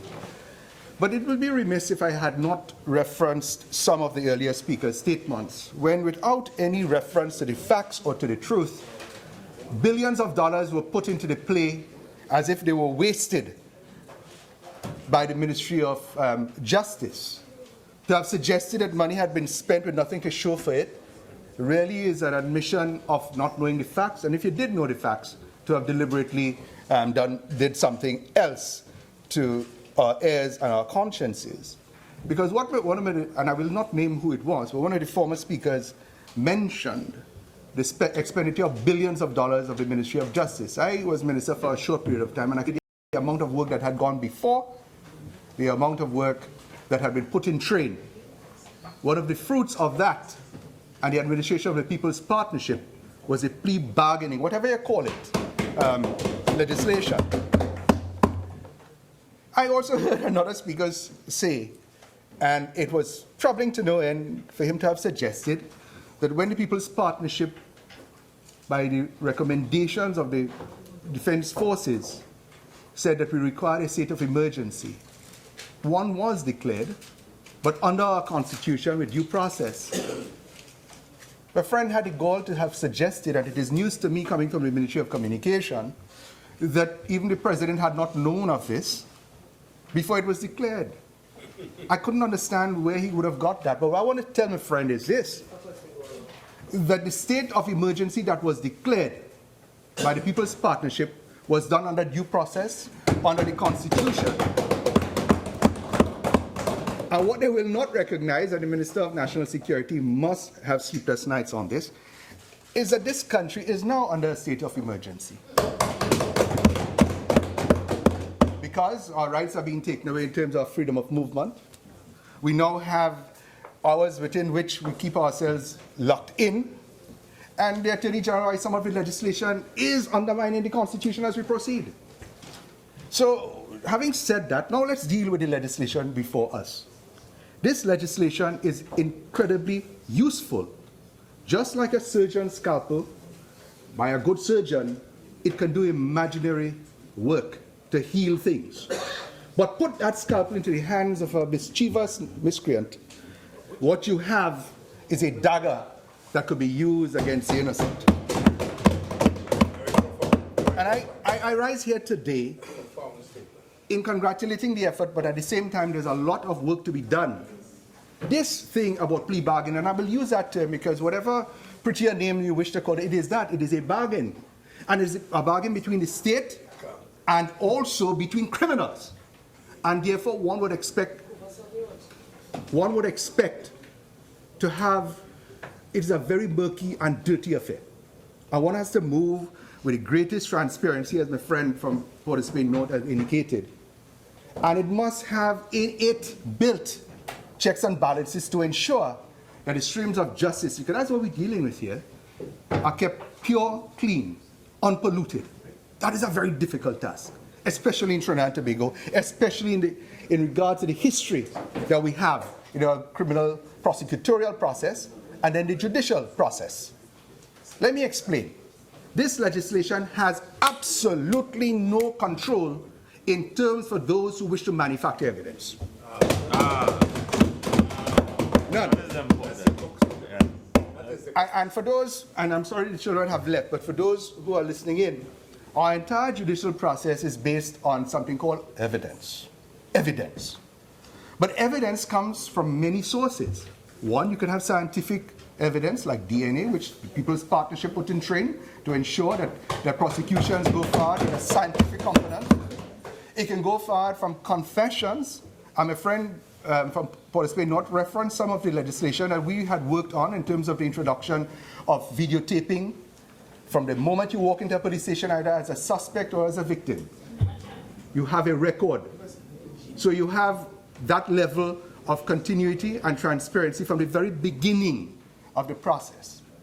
You have the issue now of the viva voce evidence, which has been so used, abused, and I tell you, is one of the most dangerous bits of evidence you can use in a criminal process.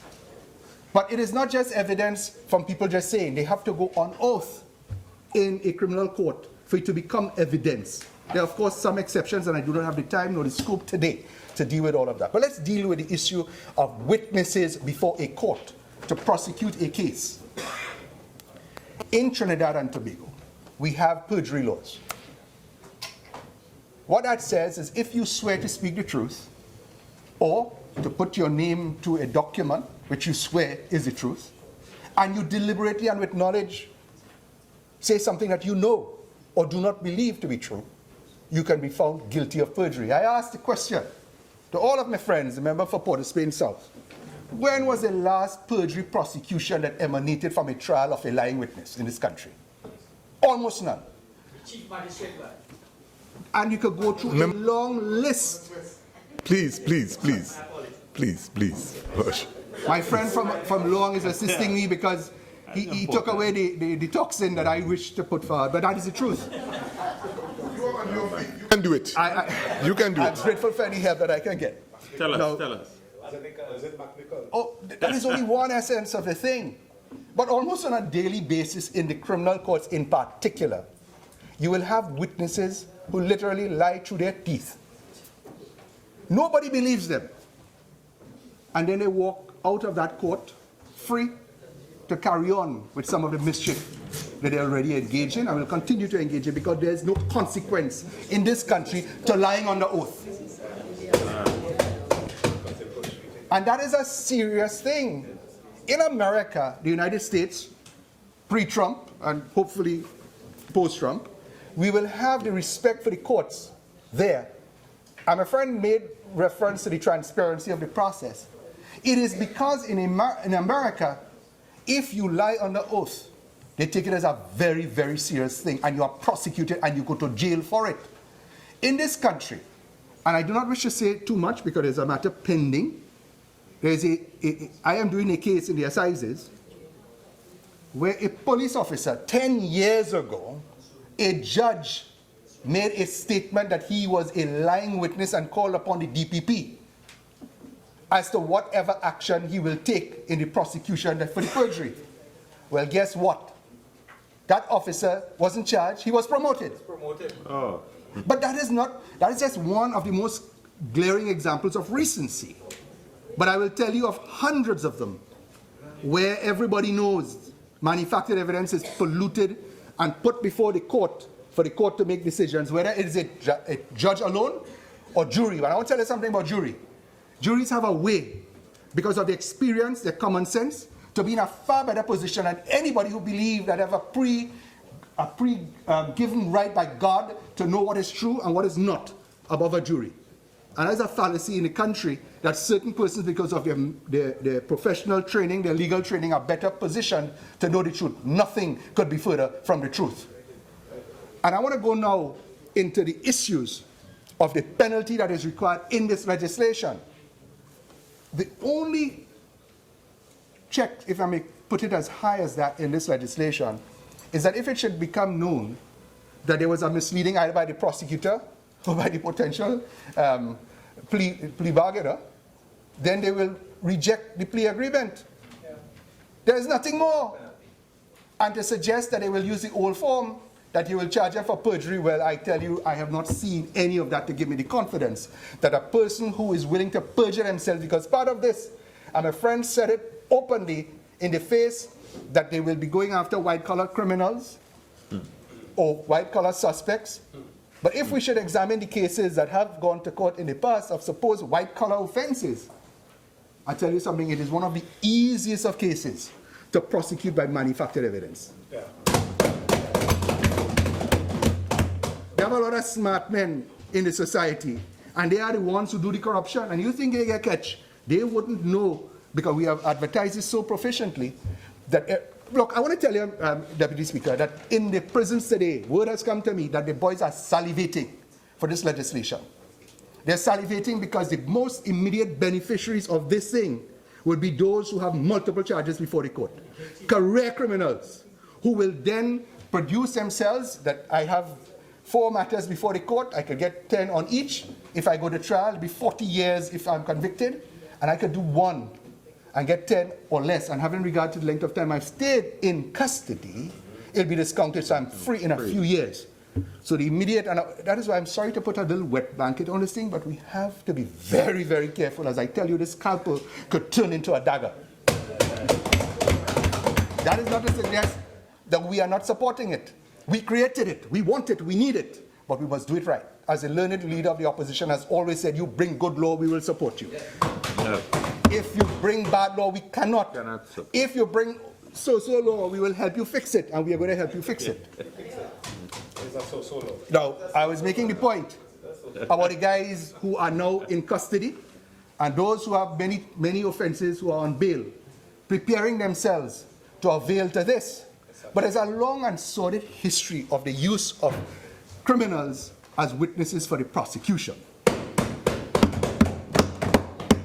For those who are too young to remember, Randolph Burrows, a former commissioner of police, whether he was innocent or guilty, the witness, and in those days we call him star witness, was Cuthbert Charles, a notorious man who I ultimately defended for murder.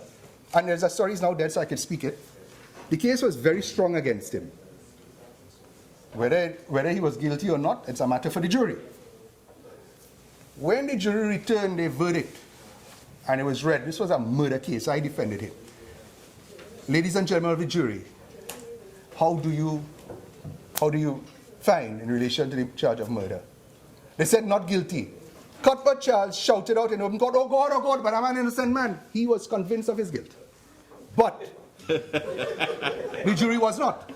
So the point I'm making is that they used people who are from literally the lowest levels of criminality. And sometimes they speak about those who are up in the clouds. Let me tell you something. Every one of us at a higher level in society who becomes now what we consider a juicy prospect for prosecution is then now a target of those miscreant minds. Well said. I'm speaking the truth across the board. Mandel West. I saw my good friend, member from the Senate, Mr. Franklin Khan here. He will tell you that there was a witness used against him for the worst of offenses for a public official. But under cross-examination, so the case was destroyed. So too, in the name of Eric Williams, Junior, yes?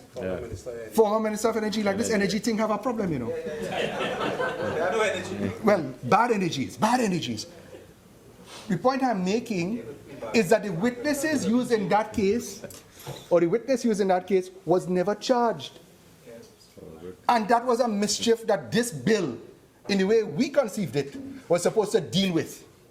Because I will give you a long history, and I started with Randolph Burrows. But the most difficult one for me is the Narayan Singh matter, and I will come to that after I deal with a former minister. No, Dan Raj.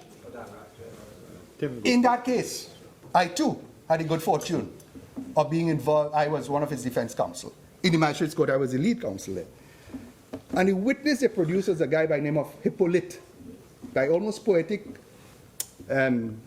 justice. He put himself as a fabricator, and that is exactly what he was. This was a man, it was uncannily real, Hippolyte, hypocrite, fabricator. When we were cross-examining him in my Arrow Magistrate's Court, it was abundantly clear that what he said, and having regard to the physical evidence, that it could never have happened the way he said it did. But he was the quote-unquote star witness who admitted to participating in murder, and I'm so happy the leader of the opposition picked up on it immediately because, anyway, I shan't go there. But she picked up on it directly, that there are persons who manipulate the system. Here was a man who admits to the police he was involved in the killing of another human being. Premeditated, cold-blooded killing, but he turned out a star witness.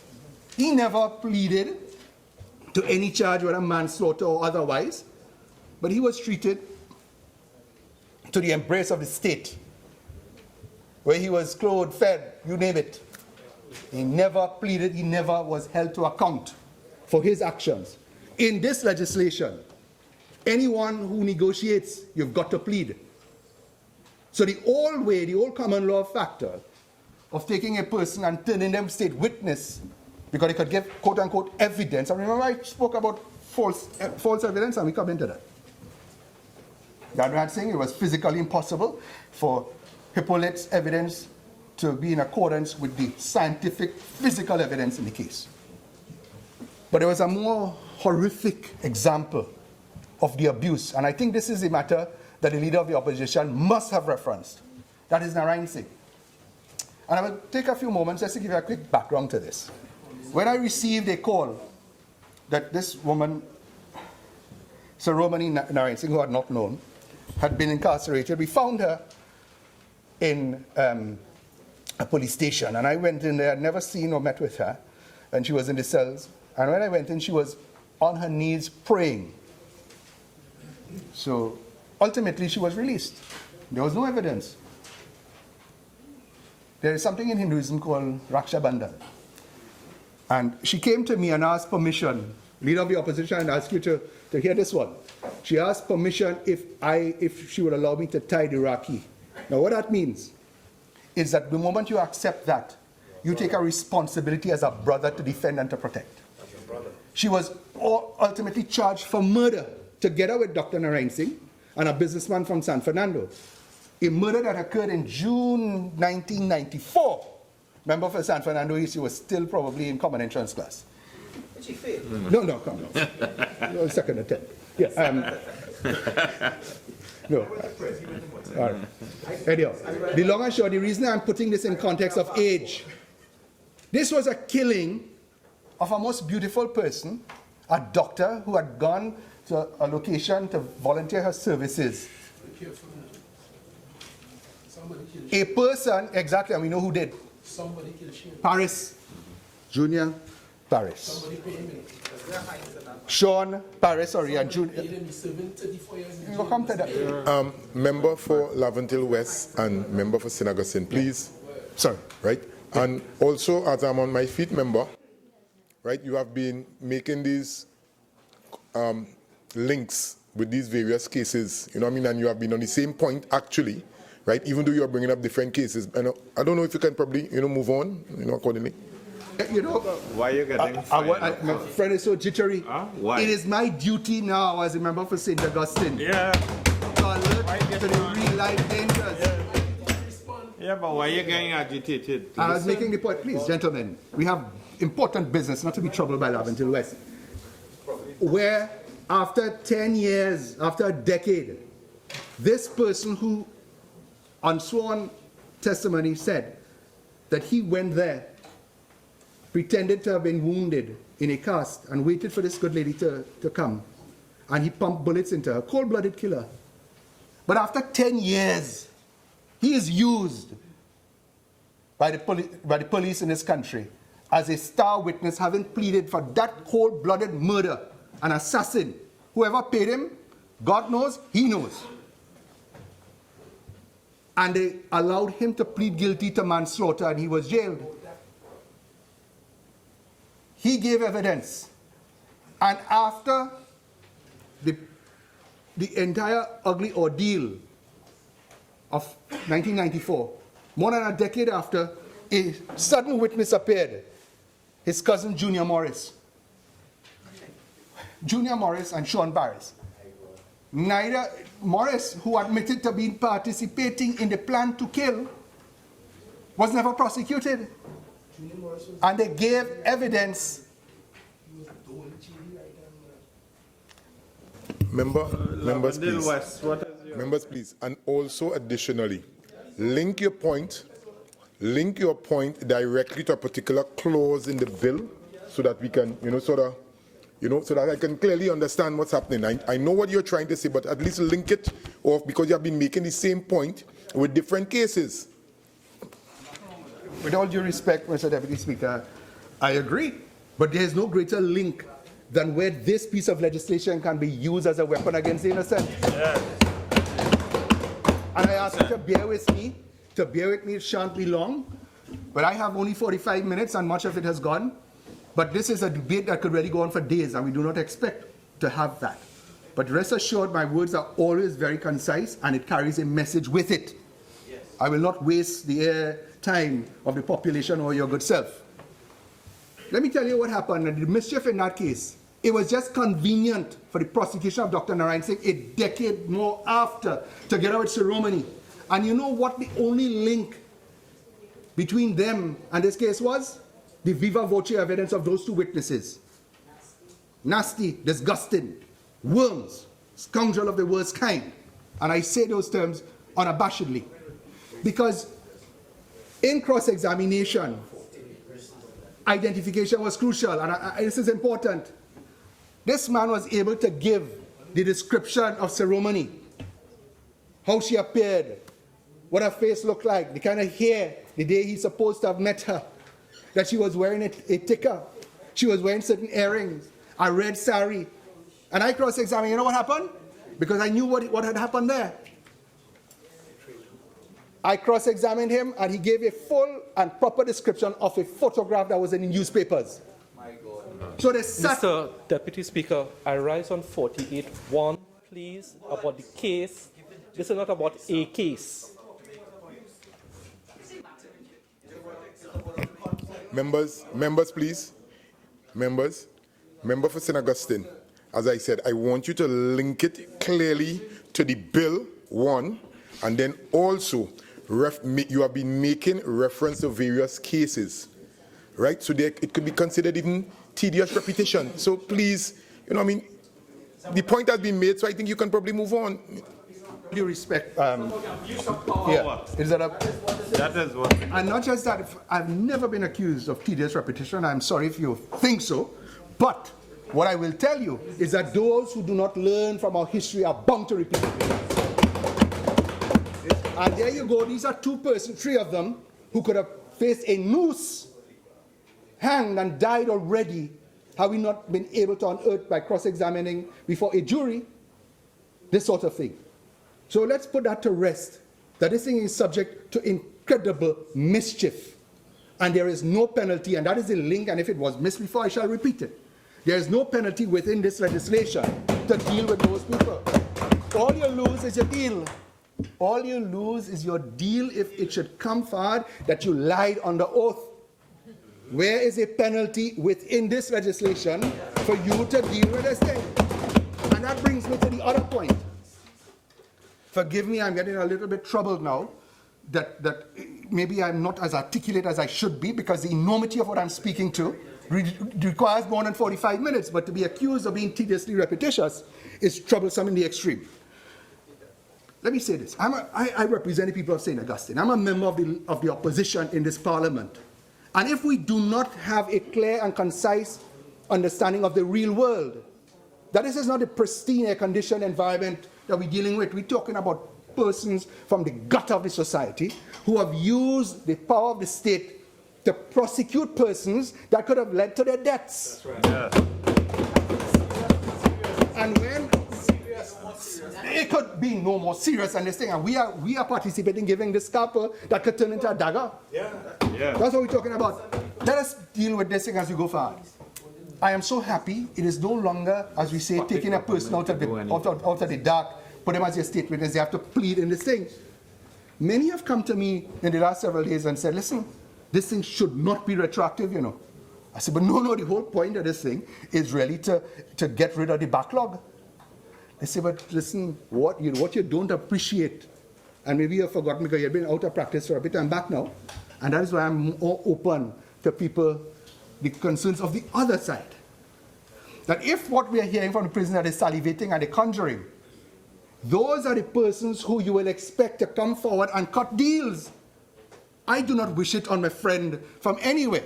Port of Spain South, member for St. Joseph, or the member for, where is the leader of the government house? Okay. Right, as I walked in, I saw a big placard, come clean, I wouldn't call the name. But suppose, because we hear now this government is interested in going after white-collar criminals. Oh, yes. Some little miscreant somewhere who have some fraud in some bank come forward and say, listen, I know, you know.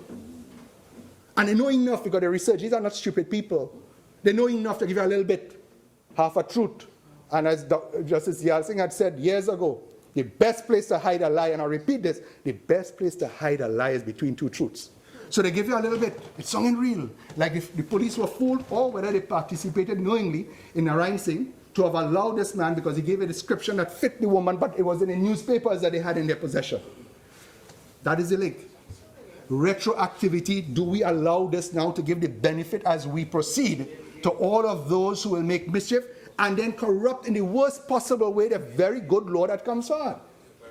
That is the query. Excellent. Or do we go far now as prospective, as the thing from retroactive, so that those who now come into the system, the first-time offenders, we let this thing run for a bit? Look, forgive me if you're vexed, Mr. Deputy Speaker, but I have to say this. In this country, and the law enforcement officers know, there was a fellow by the name of Lizard, he's now dead, that operated a business. And you know how it worked? It is almost unbelievable, but it is true. And those who are in the system know it. A witness will come forward to the police and say they know about a murder that happened in wherever. Say, really? But you know the names they will call? Either known drug lords or persons who the police don't like. And they will use that witness, charge that person, extort money from the person who is charged, and then kill the witness. It happened several times in the early 90s. And then they will charge another person. I don't know if these witnesses didn't understand what was happening when they put themselves hard. Kill that witness and then charge another drug dealer. What? This is how it worked. And it went on and on. And I shudder to imagine that the police didn't know this at the time. It was a business, a transactional thing. And they used the system, the power of the state, to prosecute maybe bad people, but not necessarily guilty ones. So who vex? Vex. But this is the reality of the weapon, a nuclear weapon, not just a scalpel now that we're given to the state to use. I didn't hear a word what the DPP's position is on this. And I'm troubled now because I know my friends are always very clear about who they consulted and so what the DPP's position in relation to this legislation. Forget that which has gone, which we wrongly assumed the DPP had agreed to in removal of preliminary inquiries. Good DPP? Yeah. Maybe he wasn't consulting on this. We need to fix this thing, Mr. Deputy Speaker. Let me tell you something. There's a continuous mischief going on. And who don't want to hear about case? They have to. There was a case in San Fernando where one of the richest men in this country, a very successful contractor, names start to call for murder. Well, he knew what to do. He called me. He went in. Smart man. Smart. So I brought in Senior Counsel Mr. Ramesh Lawrence Maharaj with me. And we were able in the initial stages to analyze the witness statement, the information that was being given to show the total lack of coherence, the lack of truthfulness, the impossibility of the evidence. And fortunately, because of that early intervention, that contractor was not charged. But guess what? That same witness, they used him to prosecute 10 or 11 men, known drug dealer. There were several retrials. They finally gave him a man. He was on a murder charge, by the way, for another one. And you know what that murder was? Where a kidnapped victim. And this is what I was told. I wasn't in the court. Struggled, and he took a fork, leader of the opposition, and went through that man's heart, chest and heart. killed him, and they gave him a manslaughter. They gave him a manslaughter because he was a witness, star witness, against somebody they did not like, somebody they did not want, somebody they thought they should be rid of. I hear when I open, I spoke about vitriol. There are so many times we hear, we go lock all you up, we go lock up this one, lock up that one, lock up. Yeah. Right? Hate, venom. Remember your 45 minutes, your 30 minutes has expired. You care to avail yourself for the additional 15? Indeed.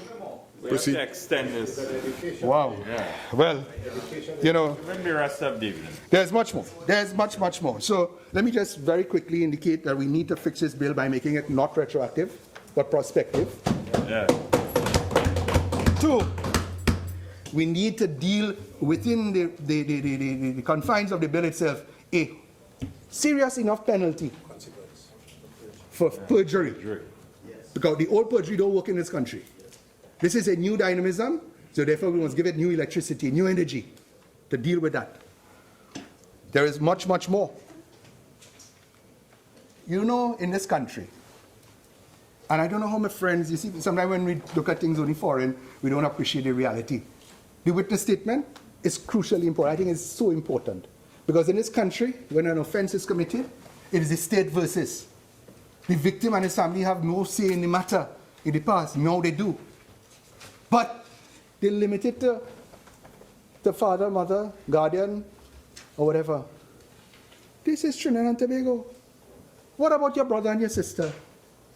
What about your co-worker who will grieve to no end at your loss for murder or for whatever else? That is something we need to fix. And I shan't be infradig to mention the lack of, what shall I say, the typographical errors in this thing. I mean, there's section 13 and 15 where they left out altogether witness statement, they left out statement. That should never come to our parliament. I know it's the printer's devil, as they say, but we need to do better than that. Mr. Speaker, if we are to go forward properly, we must have a new understanding that not everybody who is suspected is guilty, not everyone who is guilty is suspected, but we need to enhance the quality of evidence that is called and presented to a court, and indeed now with this, to a suspect. We cannot rely only on the viva voce, as the word of mouth evidence. We must go more into the scientific level of evidence, which is what the Americans have mastered, right?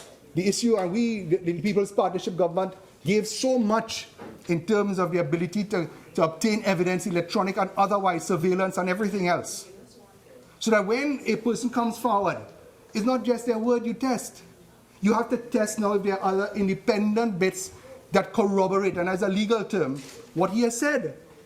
Because we've had uncorroborated evidence of star witnesses who turn out to be lying through their teeth and put you through the orgy, the humiliation, the fear of prosecution with conviction at the end of it. So the quality of evidence is crucially important, but not just for those who have evidence on others, but indeed for those who you wish to present the evidence to and say whether you wish to plead or not.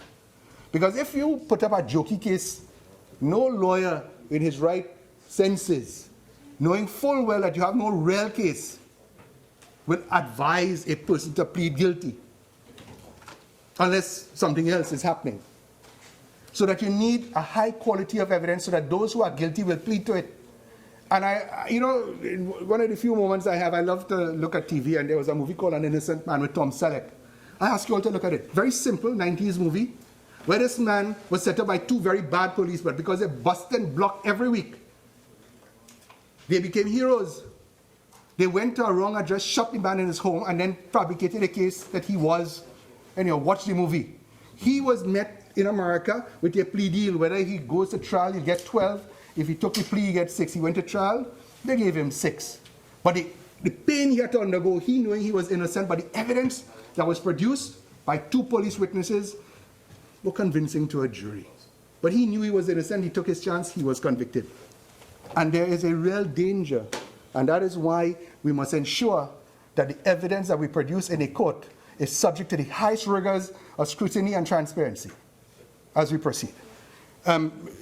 Mr. Deputy Speaker, really, this debate requires far, far more than 45 minutes, and I know my learned friends will continue as we proceed. But I think it is important for us now to also understand the almost spiritual relevance of this legislation. I'm sure, unplanned as it is, to have come now. Yesterday, Hindus around the world, and today even, celebrate Ramadhar, the birth of Lord Rama. In the Islamic faith, it is a very holy month of Rajab. What this is a preparatory period for the month of Ramadan, when we cleanse ourselves of all the wrong things and prepare ourselves for fasting. And equally, next week is Holy Week, where confession, redemption, and rebirth is what this is about. So this law, in an indirect way, allows people to confess to their wrongs. And the old Scottish saying that open confession is good for the soul is very important. And this tool that we give is almost a spiritual thing, but it must be put in the right hands with the right level of correction and control. It is as simple as that. And that there is a most troublesome bit. There are many others, but I don't have the time for it today. And probably in the committee we'll deal with it. Under this PNM section 34, in this bill, there is something called sealing of the entire proceedings. I don't know how that reached in our law, This thing called sealed. What it does, and we heard it sometime earlier this year about some people who have sealed matters before the court. And I don't know where they got this thing from, or how it allowed itself to take root in this country, where justice is now done behind closed doors and nobody knows. There is in this law a restriction on the use of a person's conviction after they pleaded and bargained, that they cannot use it as bad character evidence. This now sanitizes criminals as they go forward to give witnesses, evidence against witnesses, and they give the evidence, that you cannot cross-examine them about their criminal conduct of the past. I cannot understand how that could be in our law. Member for Laventille West, is something we need to fix. Because when you go before a court, and I hope you never do, and a person goes into the box, you do not know who they are, you do not know their history, but somebody has to judge whether they're speaking the truth. But you can't, by a lawyer, cross-examine to show that they lived a total criminal life that cannot be believed. And that, to me, is a frightening development in our law. This thing called sealed. So you will have persons who appear and give evidence, and all of their lies is fraud, trickery, and everything else. Nothing redemptive about them. And you seal it. You sanitize this thing, hide it up behind closed doors. And that was a specific section, but repeated twice. One, you cannot use it to show prior bad character. And two, that you could seal this thing. Now, I understand there are some security issues, so that you keep it, what shall I say, not public, but certainly not sealed, because seal means what it means. You cannot peep in. You don't even have a light coming out. Nothing. It is dead. And therefore, that to me is a most dangerous window into the evils of this legislation. Now, Mr. Speaker, there's a PNM there. There's another issue here. In one of the sections, they say that the DPP, who is a prosecutor who can negotiate, cannot afford to make any deal that he doesn't have the capacity or capability to do. Now, I find that, again, an incoherence in the entire process. Because part of, and the Minister of National Security knows this, and as Minister of Justice, I was head under the Ministry of Witness Protection. The DPP has no authority to put anyone under witness protection. It comes from a different authority. So a part of the deal, and rightly so, is that you will give evidence that is corroborated, but that part of it equally is that they will put you and your family in witness protection. Then the DPP cannot offer it. So they've taken away now, given on the one hand and take away a foundation from him on the other. So that is something we need to look at. So witness protection is important. When I became Minister of Justice, I said, what is happening with witness protection? It will shock you, Deputy Speaker, to learn that there were persons who were in witness protection for 11 and 12 years. And they died. Some of them died. Right? I won't go into the Chady trial. Levi Morris, a deal was cut with him clearly. He pleaded guilty to murder and he was commuted the very day. But within years, a couple of years, whoop, he out of the country. Not kidnapping. Country never knew. Nor was the defense ever told about that deal behind closed doors. We cannot return to those days. This legislation must be a light forward. But in that light, we have to be careful we're not blinded by the very failures and weaknesses inherent in this bill. So, having said all of these things, and there's so much more I could tell you, I want to say that there's a lot of work that could be done, must be done, and we will help you do it. Mr. Deputy Speaker, I thank you very much again.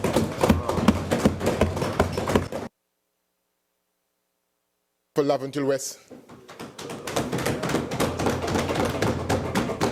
Thank you very much, Mr. Deputy Speaker. Mr. Deputy Speaker, we are here to discuss a measure in a bill entitled An Act to Establish a System of Plea Discussions and Plea Arrangements and for Matters Incidental thereto. I listened to the last speaker on the other side, and one would have thought that we were here discussing something else or other things, including with specific reference on several occasions to particular cases and presenting his interpretation of those, and there are other interpretations which I'm entitled to interpret. And of course, a large part of the discussion, for those who are unwary and not keenly observant as this member is almost as if it is ad hominem debate and discussion with a concern for particular things that might develop in the future, and using this parliament to guard and protect against that. That is what is called ad hominem legislation.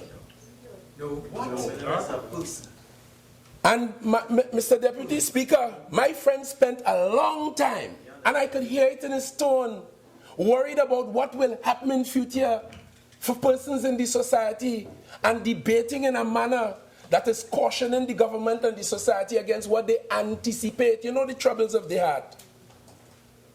That's what happened here today.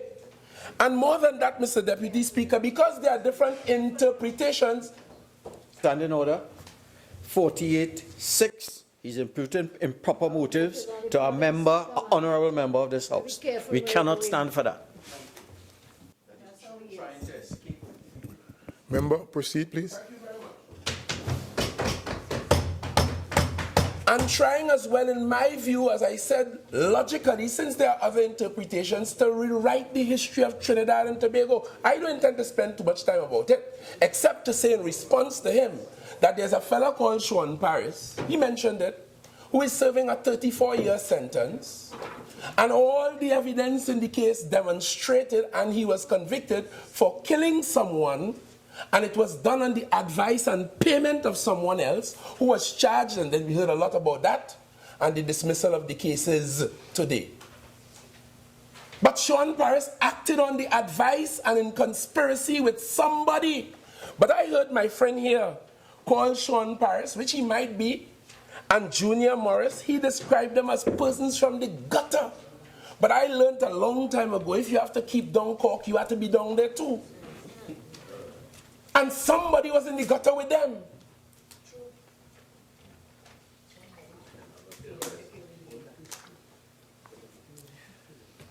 So when he comes here to try to rewrite the history... Member, please, not he, honourable member. The member, the member. I understand exactly what they are going through, and I understand. And I saw... I leave that for the time being. I better leave that for the time being. Yes. Let me proceed. But they will not be allowed to rewrite the history of this country and to call some people gutter and some people from the gutter. Well, everybody who was involved in all of that from the gutter and charged for doing all manners of things. Good. The other matter that the member for St. Augustine raised, so I was about to say this honestly, but so inaccurately. The member stood up here and told this House, he told this House, Mr. Deputy Speaker, that there's a provision in the bill that has to do with sealing of a person's criminal record. You look at this bill, you will see no such thing. Let me read for you clause 34, for the benefit of the public who will be watching this. Clause 34 in this bill simply says, because we're dealing with deals, plea bargaining, hear what clause 34 says. A court may, upon application by either party, meaning the prosecution or the accused, or in its discretion, the court may in its own discretion, independent of both sides, order that the records of the plea discussions or a plea agreement be sealed, not no conviction.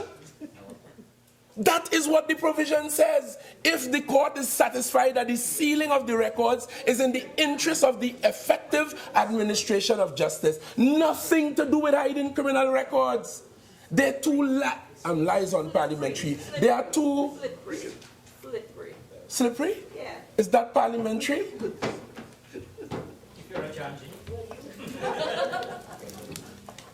Nothing to do with hiding criminal records. And I heard the member for Siparia ill-advised as she is jumping in agreement, shouting, blindly jumping behind that when no such thing exists. So let me press on. Mr. Speaker. Members. Let me get on with it. Members. All right. Each member will have his turn to participate in the debate. Right now it's Laventille Western. St. Augustine spoke before, and all other members will have it or his time. Kindly proceed. Thank you. And he made reference to a state witness in the Dolce trials in which 10 persons were hanged. Some people say hung, but the correct language or the correct grammar is hanged. Yeah? In which 10 persons were hanged. It is well known to jurisdictions in criminal law everywhere in the administration of criminal justice from time immemorial that sometimes the state finds it necessary because there's no other way, particularly in the absence of scientific evidence today as now exists. Very often in the past, before these technologies and the scientific methods that we now know have developed, it was necessary for the state, and it still might be necessary even today, to use one of those who were involved in the conspiracy for the particular crime for the benefit of convicting the others. Nothing strange. It happened under their watch. It happened under all watches since we became an independent nation and long before in the colonial era. Nothing strange about that. And it is necessary for that to happen. Had it not been for Levi Morris, and this bill gives an incentive to persons to plea, and state witnesses sometimes need, because all of them was involved in the thing. He had gone to buy KFC, so he wasn't on the scene. But he was knowledgeable, he was party to the whole thing. And it is necessary for the state to protect itself, sometimes to use somebody who was involved in the issue to deal with the rest. Nothing new, nothing strange. But because some people would know, since we are physical human beings and our conduct will always be recorded and somebody will know, in the ad hominem principle I described a while ago, people jumpy.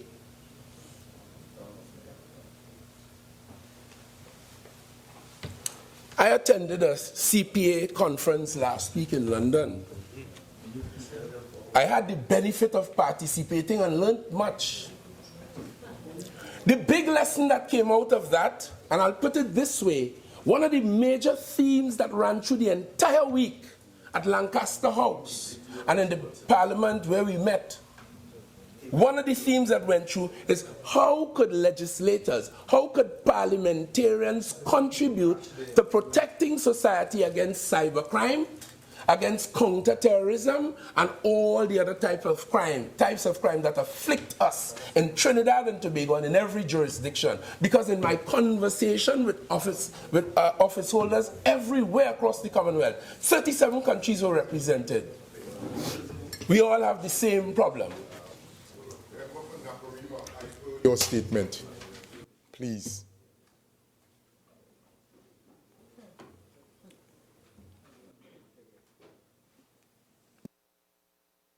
I thank you, Mr. Deputy Speaker.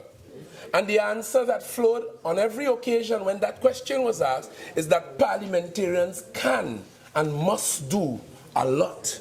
We are the ones who legislate. And this is why I cannot understand the minute the government mentions a measure that our friends, and by the time they hear about it, before the bill is even produced, before it is properly analyzed, sometimes no analysis at all. I've just showed you what the member for Tabaki did over clause 34. Interestingly, 34.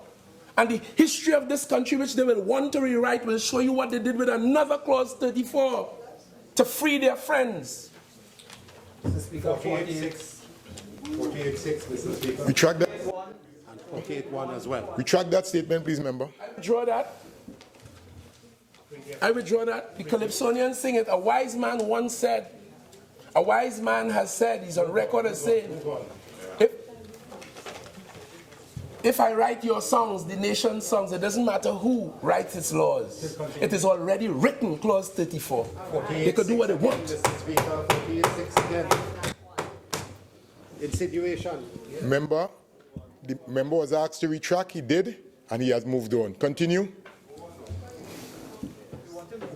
The Attorney General, on the principle of how parliamentarians can operate to protect society from those who want to harm us, whether it's terrorism, whether it's cybercrime, whether it's murder, whether it's robbery, whether it's rape, and a lot of crime taking place in this country. The Attorney General is a parliamentarian. He's the government's legal advisor. He is responsible for presenting government measures in laws for discussion and passage here. He is involved in the fight against crime. Excellent. He is using the tool that he has at his disposal, not a rifle. He's not a policeman. He's using the law. That's why he's the Attorney General of Trinidad and Tobago. And we are legislators. And Superior, you all can free to go and have a sidebar. Right? Proceed, member, Laventille West. Just don't take no bad advice. We are legislators. And we have to use the tool that is available to us, this forum.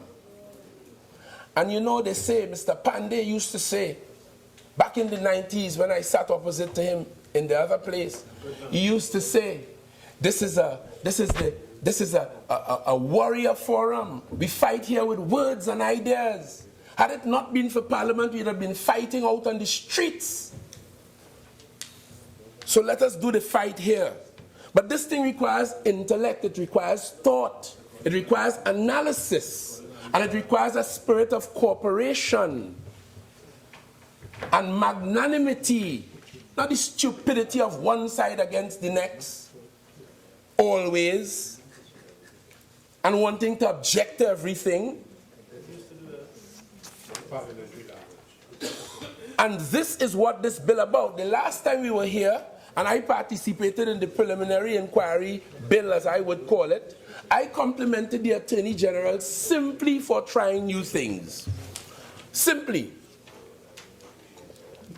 Mr. Deputy Speaker, because they are the first to criticize. They just left government. They haven't been thrown out by the people of this country. And for the time they were here, all of the problems that they now complain about subsisted, still exists. And wherever we are now is as a result of what we did or failed to do over an accumulation of time from independence to today. So if the Attorney General decides to try something different, to me that is persuasive in itself. All we do is analyze it, take it in good spirits, and pass the bill.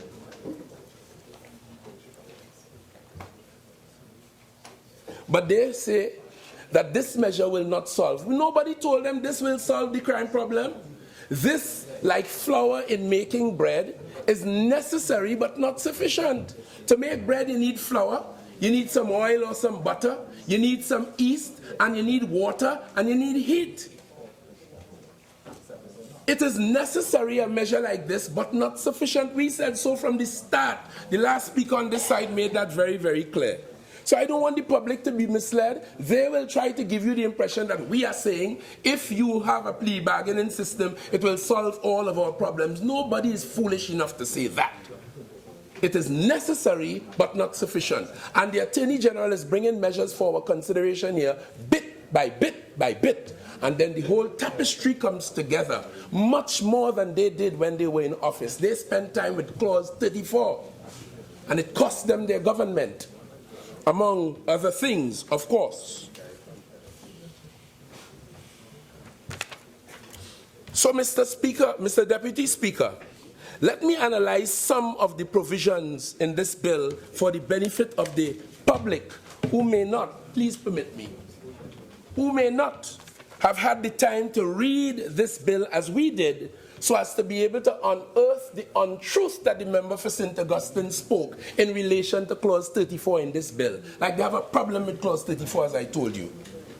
Clause 5 of this bill, you know, in the civil jurisdiction, from the time a pre-action letter is issued and all the way through, the jurisprudence in the civil jurisdiction now permits both parties to settle all along the way.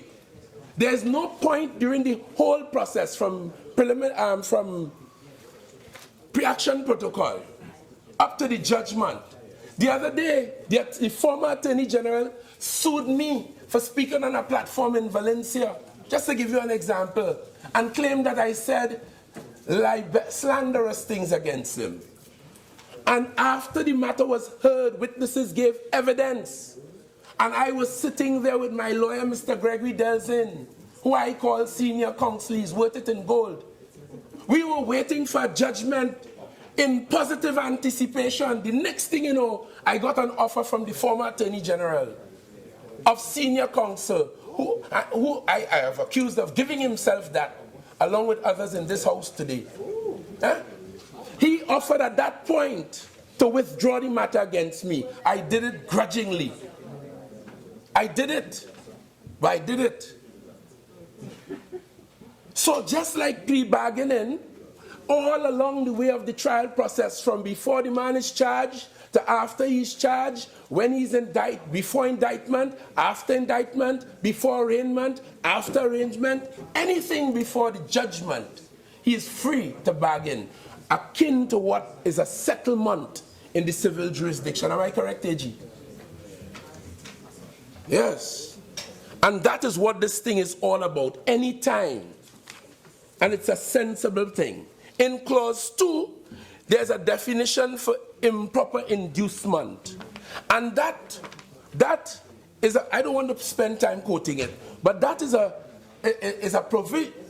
Let me treat with it for the benefit of the public, because we read it, but they didn't. Improper inducement, according to the bill, includes laying of a charge not believed to be supported by the provable facts. So if the prosecutor knows that he can't prove the case, and he still go to the man and encourage him or induce him to plea bargain, knowing that he didn't have a strong case, that is improper. We have that here. What's the consequence? And then the laying of a charge that is not usually laid with respect to an act or omission of the type attributed to the accused person. If you try to have him plea bargain on that basis, that too. And then the thing continues through C, D, E, and F. Mr. Deputy Speaker, all of that to protect the accused from improper imposition by the prosecutor. There's another measure in this bill to assist in his protection. No prosecutor could deal directly with the accused once he has an attorney on record. So he has the benefit of a legal sifting of the ideas offered to him. Yeah? So I'm only highlighting, there's a definition in here of victim. one that goes much further than any other definition I have read.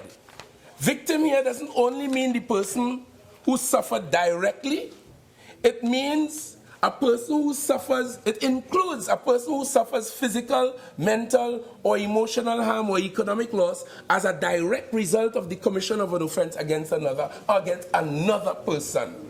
Wide definition of victim. It includes a business that suffers economic loss as a result of the commission of an offense. So a business suffers economic loss, it is as well a victim.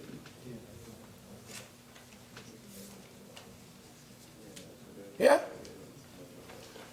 And of course, with that wide definition, you now have a victim impact statement where before the plea bargain process is consummated, the victim, widely defined as I've just shared with you, Mr. Deputy Speaker, has an opportunity to bring to bear his concerns, his circumstances in the whole plea arrangement. Protection for the victim. In the United States, there's something known as the Brandeis Brief. In English jurisprudence, you will hear nothing about the character of the accused except in exceptional circumstances before he is convicted. It is unfair to him, typically in English law. But in the United States, there's what is known as the Brandeis Brief, a sociological look at the accused, which is allowed to be heard by the judge and jury before. And that's the fundamental difference with the English and the American jurisdiction. There are complaints here that victims are standby. The prosecution and the accused do their thing, and the victims have no say. This bill is in allowing victims to participate in the process, in keeping with modern concepts of rehabilitation and all of that. Yeah? So their loss is taken into account. A solid measure. We go to clause 6. You must have the written permission of the DPP in order to enter and settle a plea bargain. You must. And the DPP is an independent office holder, highly skilled, very experienced, doing that same job now as we speak, because under the Constitution, he could initiate, he could take over, or he could bring to an end any prosecution. That's his remit under the Constitution. In this bill, you cannot enter and settle a plea discussion and a bargain between both parties without the express written permission of the Office of the Director of the Public Prosecution. Another check and balance. And talking about checks and balance, I saw the member for Siparia get up when the member for Port of Spain, North St. Andrews was speaking and asking about check and balance, which convinced me that the goodly member perhaps did not peruse the bill as well as the member ought to. But that didn't surprise me. Didn't surprise me. That's a normal thing. So let me say this. Mr. Deputy Speaker, let me say this, and we're not taking no bad advice. That's the whole point. We're not taking no bad advice. Let me say this. There are a whole host of protections, checks and balances. So to respond directly to the leader of the opposition, she wanted to know whether the member for Siparia, whether you could strike a deal where a murderer could go free. Well, I'm saying that is very, very, very, very unlikely.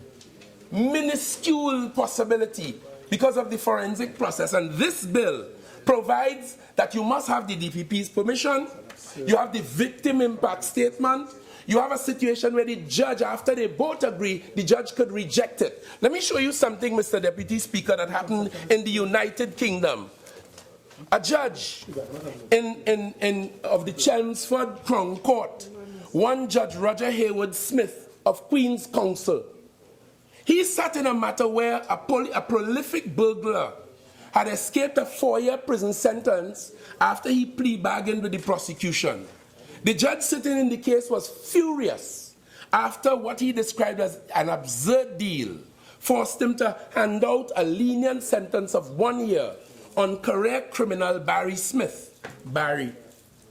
The 31-year-old had been charged with a catalogue of serious burglary offences, including stealing and setting fire to a BMW, and could have been jailed for up to 4 years, but they made a deal. The judge was furious. He complained that their hands in England are tied. You see this bill, Mr. Deputy Speaker? That cannot happen in Trinidad and Tobago when this is passed. You know why? Because the judge could reject a plea bargain arrangement. So that cannot happen. So the possibility that the member for Siparia raised is absurd, as the judge found that to have happened in England. Because you have to get the involvement of the DPP, and now the judge could look at it and the judge would decide this ain't going down. And of course, the victim and the prosecution could appeal the judge's decision.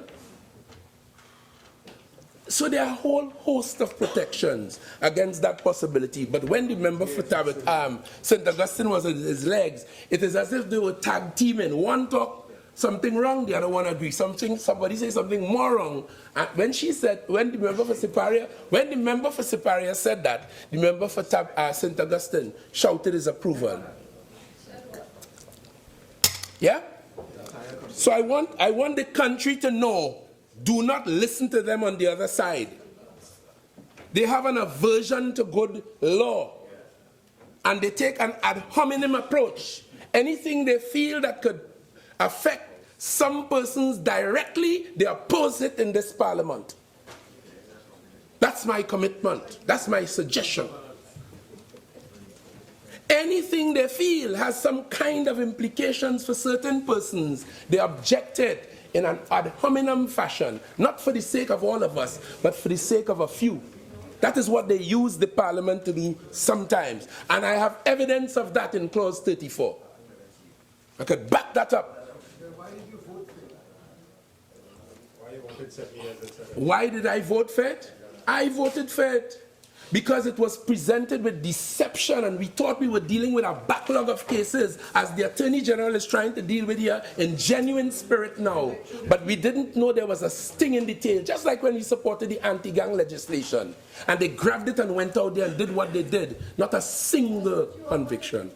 And now the country cries out for anti-gang legislation.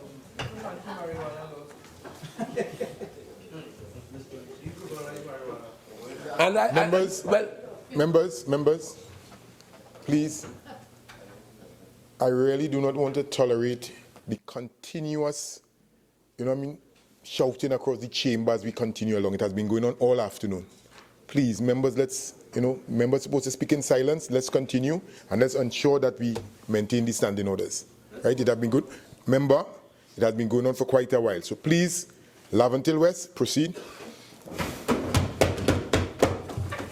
So, Mr. Deputy Speaker, the legislation before us didn't come from the whim and fancy of the Attorney General. It came as a result of, and when you read the note, it came as a result of collaboration with all the stakeholders in the criminal justice system. And let me just share with you, just for the benefit of those who would listen. According to the report on the validation meetings and plea bargaining workshop, National Center for State Courts, the Director of Public Prosecutions has indicated that only about 12 cases have been disposed using plea bargaining. I was part of the parliament and debated the plea bargaining in the Act 1307 back in 1999. I contributed to that debate. And since then to today, only 12 cases were disposed of using plea bargaining. And the reason for that is because the law as it then was very complex. It was cumbersome according to the DPP and others. The DPP had to sign off or accept. It was very onerous. And I think as well on my own, there was a tremendous amount of lawyer unfamiliarity with it. So many lawyers didn't know of it, or they didn't take the time to study it. And therefore it went a-begging. And there was no clear incentive for the accused.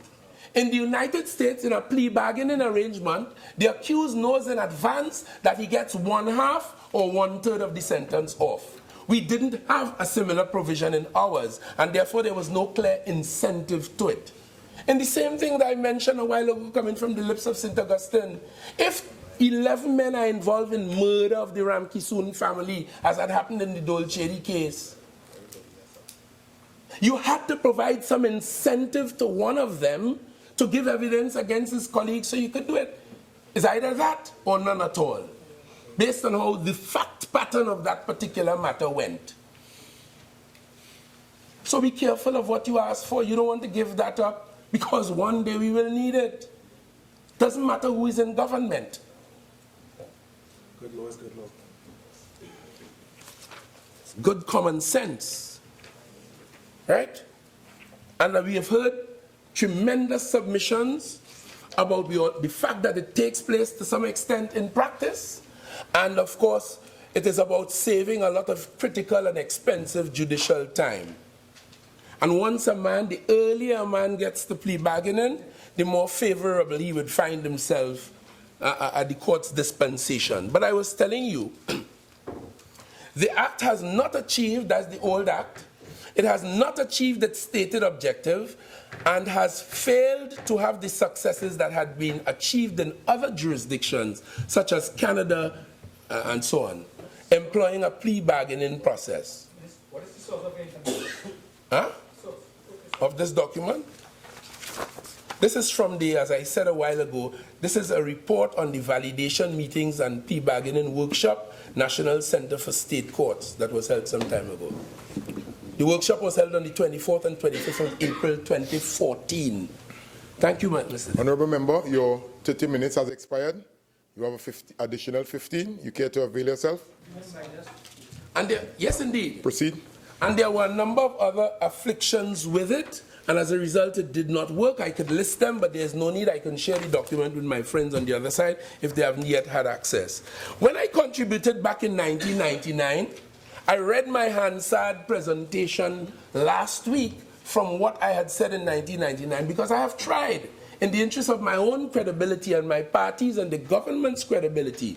Remember, Mr. Deputy Speaker, our political leader, the Prime Minister, and the head of the government benches told us whenever we stand to speak in the Parliament in particular, anywhere, but especially in the Parliament, the public are entitled to take what we say as true. We must be honest. And he said further, if any member of the government benches breaches that principle, that high principle, out you go. That's the standard we live by. Hence the reason why you won't hear too much scandal from this bench. And as angry as I got at an attempt to rewrite history today, I restrained myself. Out they went. I'll take that on another platform sometime outside of here. Don't be unkind. Out they went. Nice red tie. Yeah? But it will not go unattended. I promise you that. So when I looked on my 99 contribution very quickly because my time is running, I had made reference then to the so-called Lord or Viscount Runciman report. Viscount Runciman of Duxford. A Royal Commission of Justice was commissioned, and he looked at a number of aspects of the criminal justice system. And in the area, so I pulled up a copy of this and I printed it, and I started reading this whole document again, because it refreshed my memory on a few things, but more than that, some ideas about the current problems floated through my mind.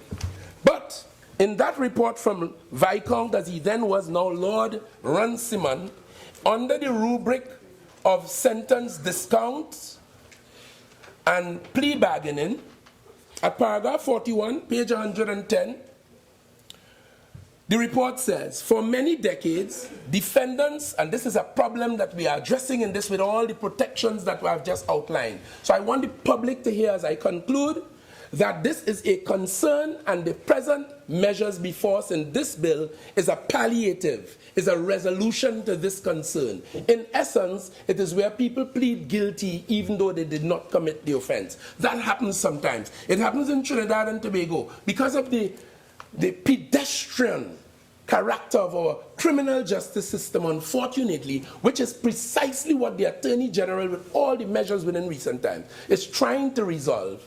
Sometimes a guy decides, or accused, that it is cheaper in terms of the time I spend to plead guilty, even though he didn't do it. That happens. It's unfortunate. And that is what we have to fix. We can't have citizens or visitors who find themselves in our system in that position. And that's why any time-saving measures and to clean up the backlog, not with no old bogus clause 34 to release a few, a genuine effort, which is what you're seeing from the Attorney General. That's what makes it critical. But paragraph 41. For many decades, defendants who plead guilty in the Crown Court have been regarded by the Court of Appeal as usually entitled to a discount or reduction in their sentence. The usual range of discount is 25 to 30%. The primary reason for the sentence discount is to encourage defendants who know themselves to be guilty to plead accordingly and so enable the resources which would be expended in a contested case to be saved.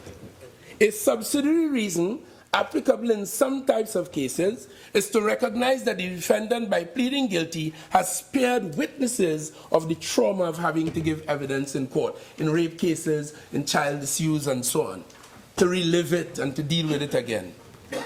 And paragraph 42 says, provided that the defendant is in fact guilty and has received competent legal advice about his or her position to plea, there can be no serious objection to a system of inducements designed to encourage him or her to so plead. Such a system is, however, sometimes held to encourage defendants who are not guilty of the offense charged to plead guilty to it nevertheless. One reason for this is that some defendants may believe that they are likely to be convicted, and that if they are, they will receive a custodial sentence if found guilty after contested trial, but will avoid such a sentence if they pleaded guilty.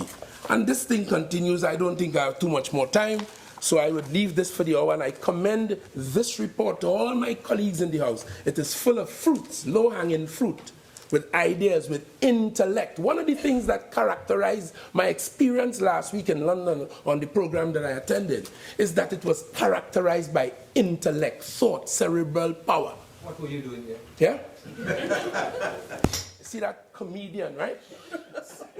That's the same one who put up a banner in Debe condemning in the most ungainly, and I wish I could use other words, manner, the leader of the opposition as he then was. They know how to demean and destroy everything. No institution is safe with them. All has been tarnished. Everyone.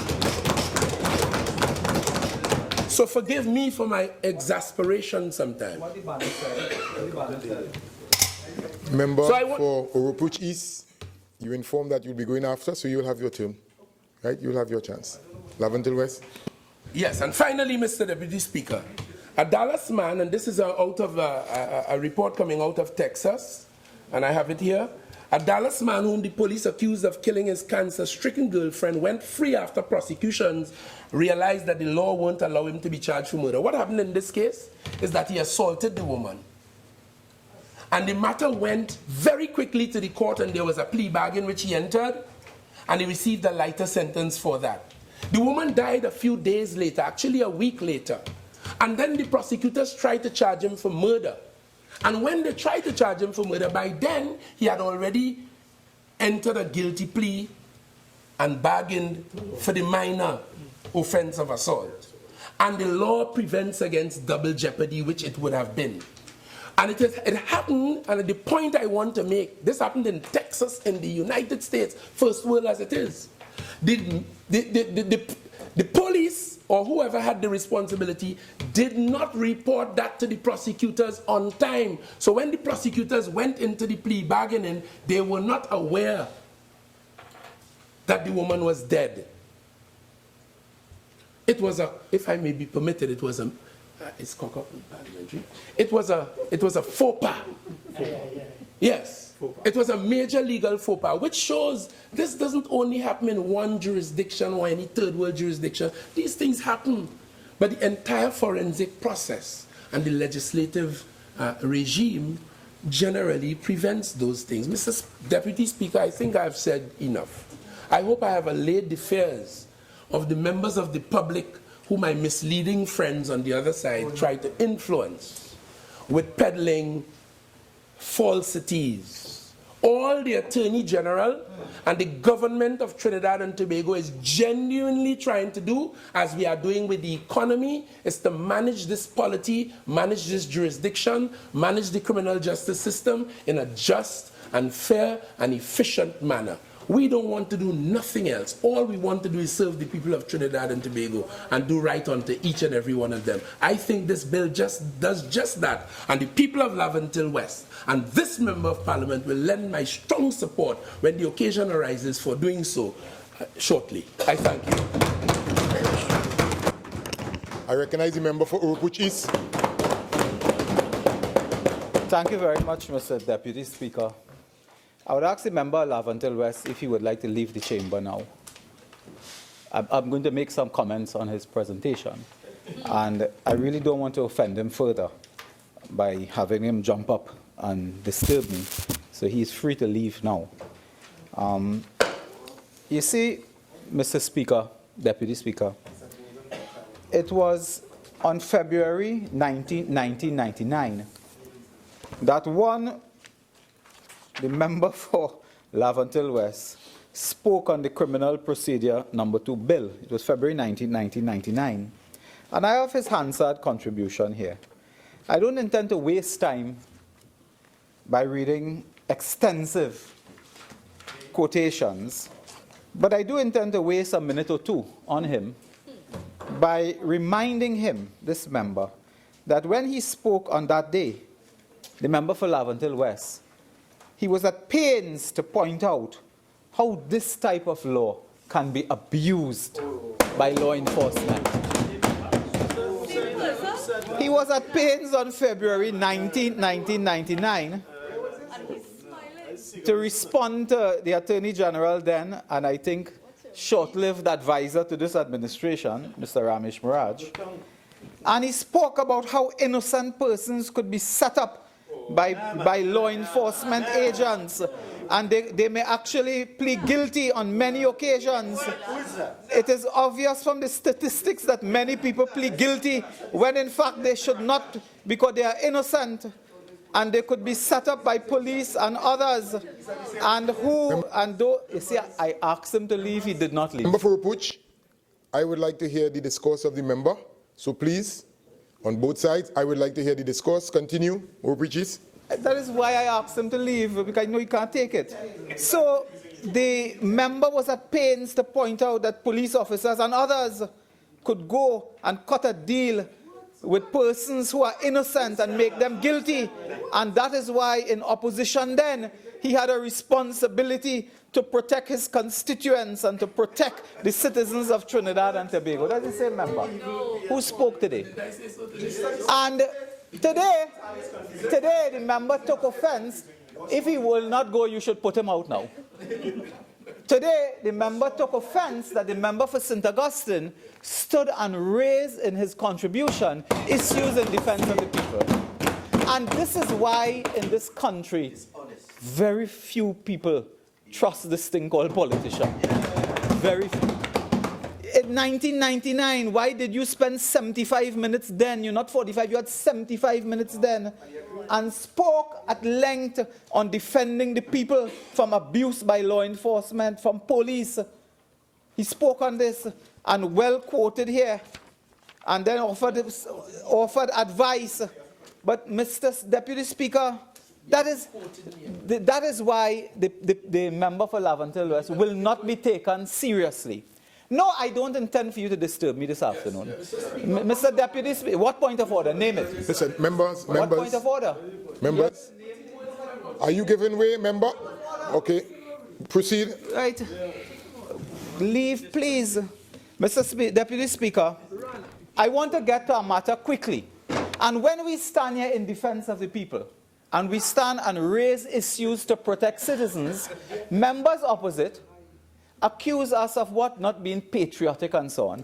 You know, I will begin my presentation by reminding the member for Port of Spain North and his colleagues And he's fresh now, I think, returning from Houston, where they had the Houston Shell Invitational Open on the weekend.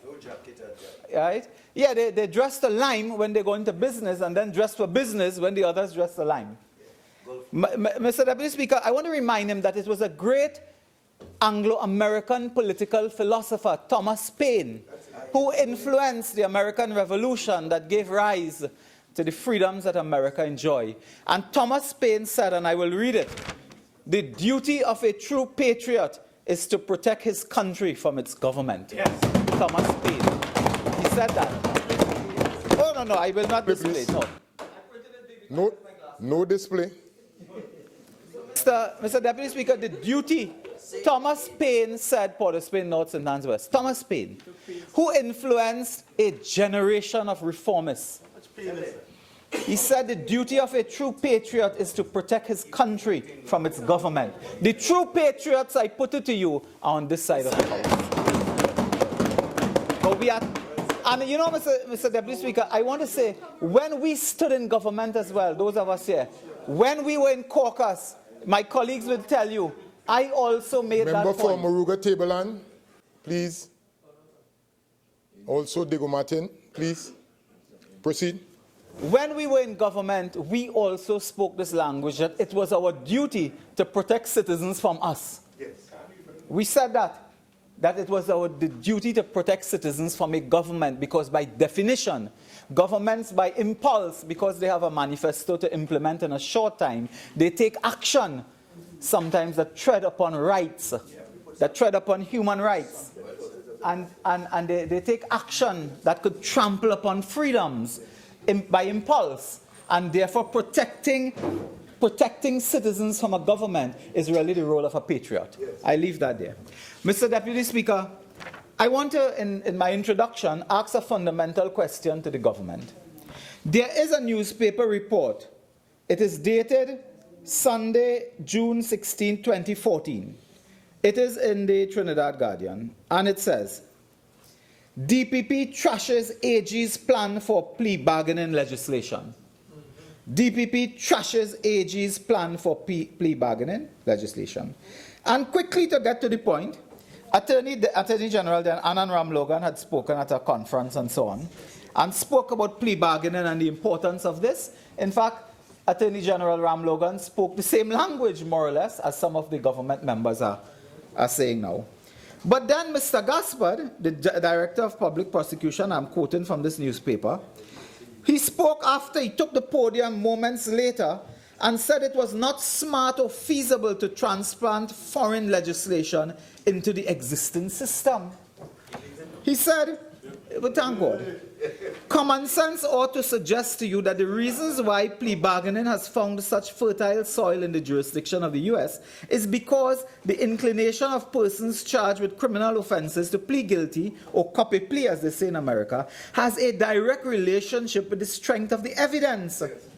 How can we in this jurisdiction shout about the benefits of plea bargaining out of one side of our mouth, and on the other side we talk about low detection rate?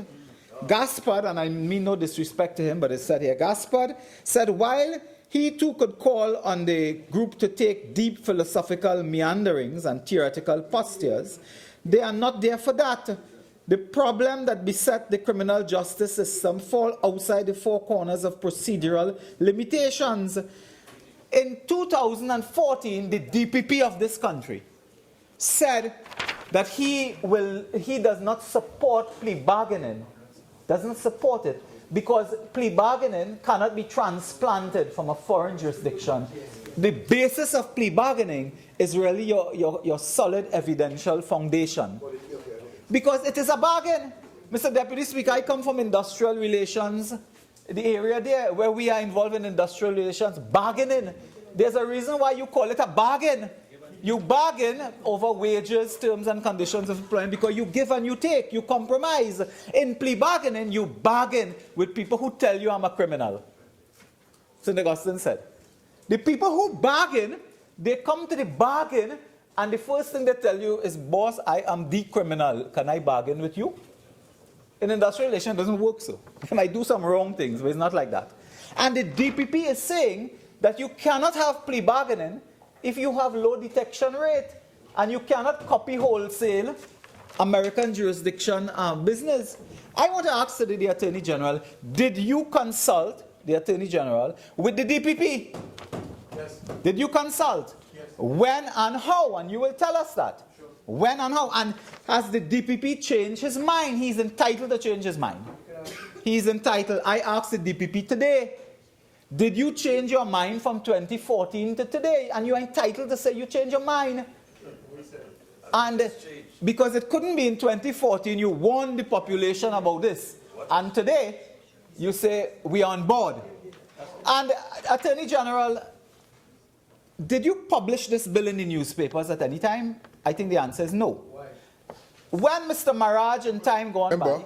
Address the chair, please. Mr. Deputy Speaker, I will slavishly speak to you. In time gone by, Attorney General before would publish a bill in the newspaper. All would comment. This government will take a full-page ad to tell us that they didn't appoint Putna as managing director of the HDC. That they spent $200,000 on an ad to tell us they didn't appoint Putna as managing director. But the Attorney General will not publish a bill that has such widespread implications for this country. No bill. This Attorney General has published no bill. And this Attorney General, in coming into office 18 months from now ago, I want to ask if there's one piece of new legislation to deal with crime that you have brought to Parliament and implemented. Nothing has been implemented in 18 months. Honourable members, it's now approaching 4:30. We need to break for tea.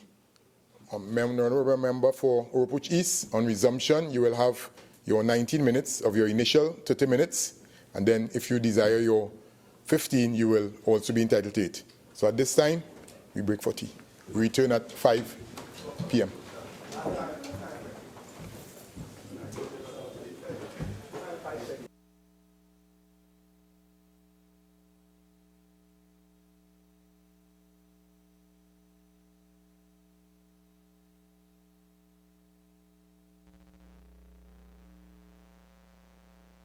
In the Victor E. Bruce Financial Complex, Scarborough, Tobago. The public is invited to witness these meetings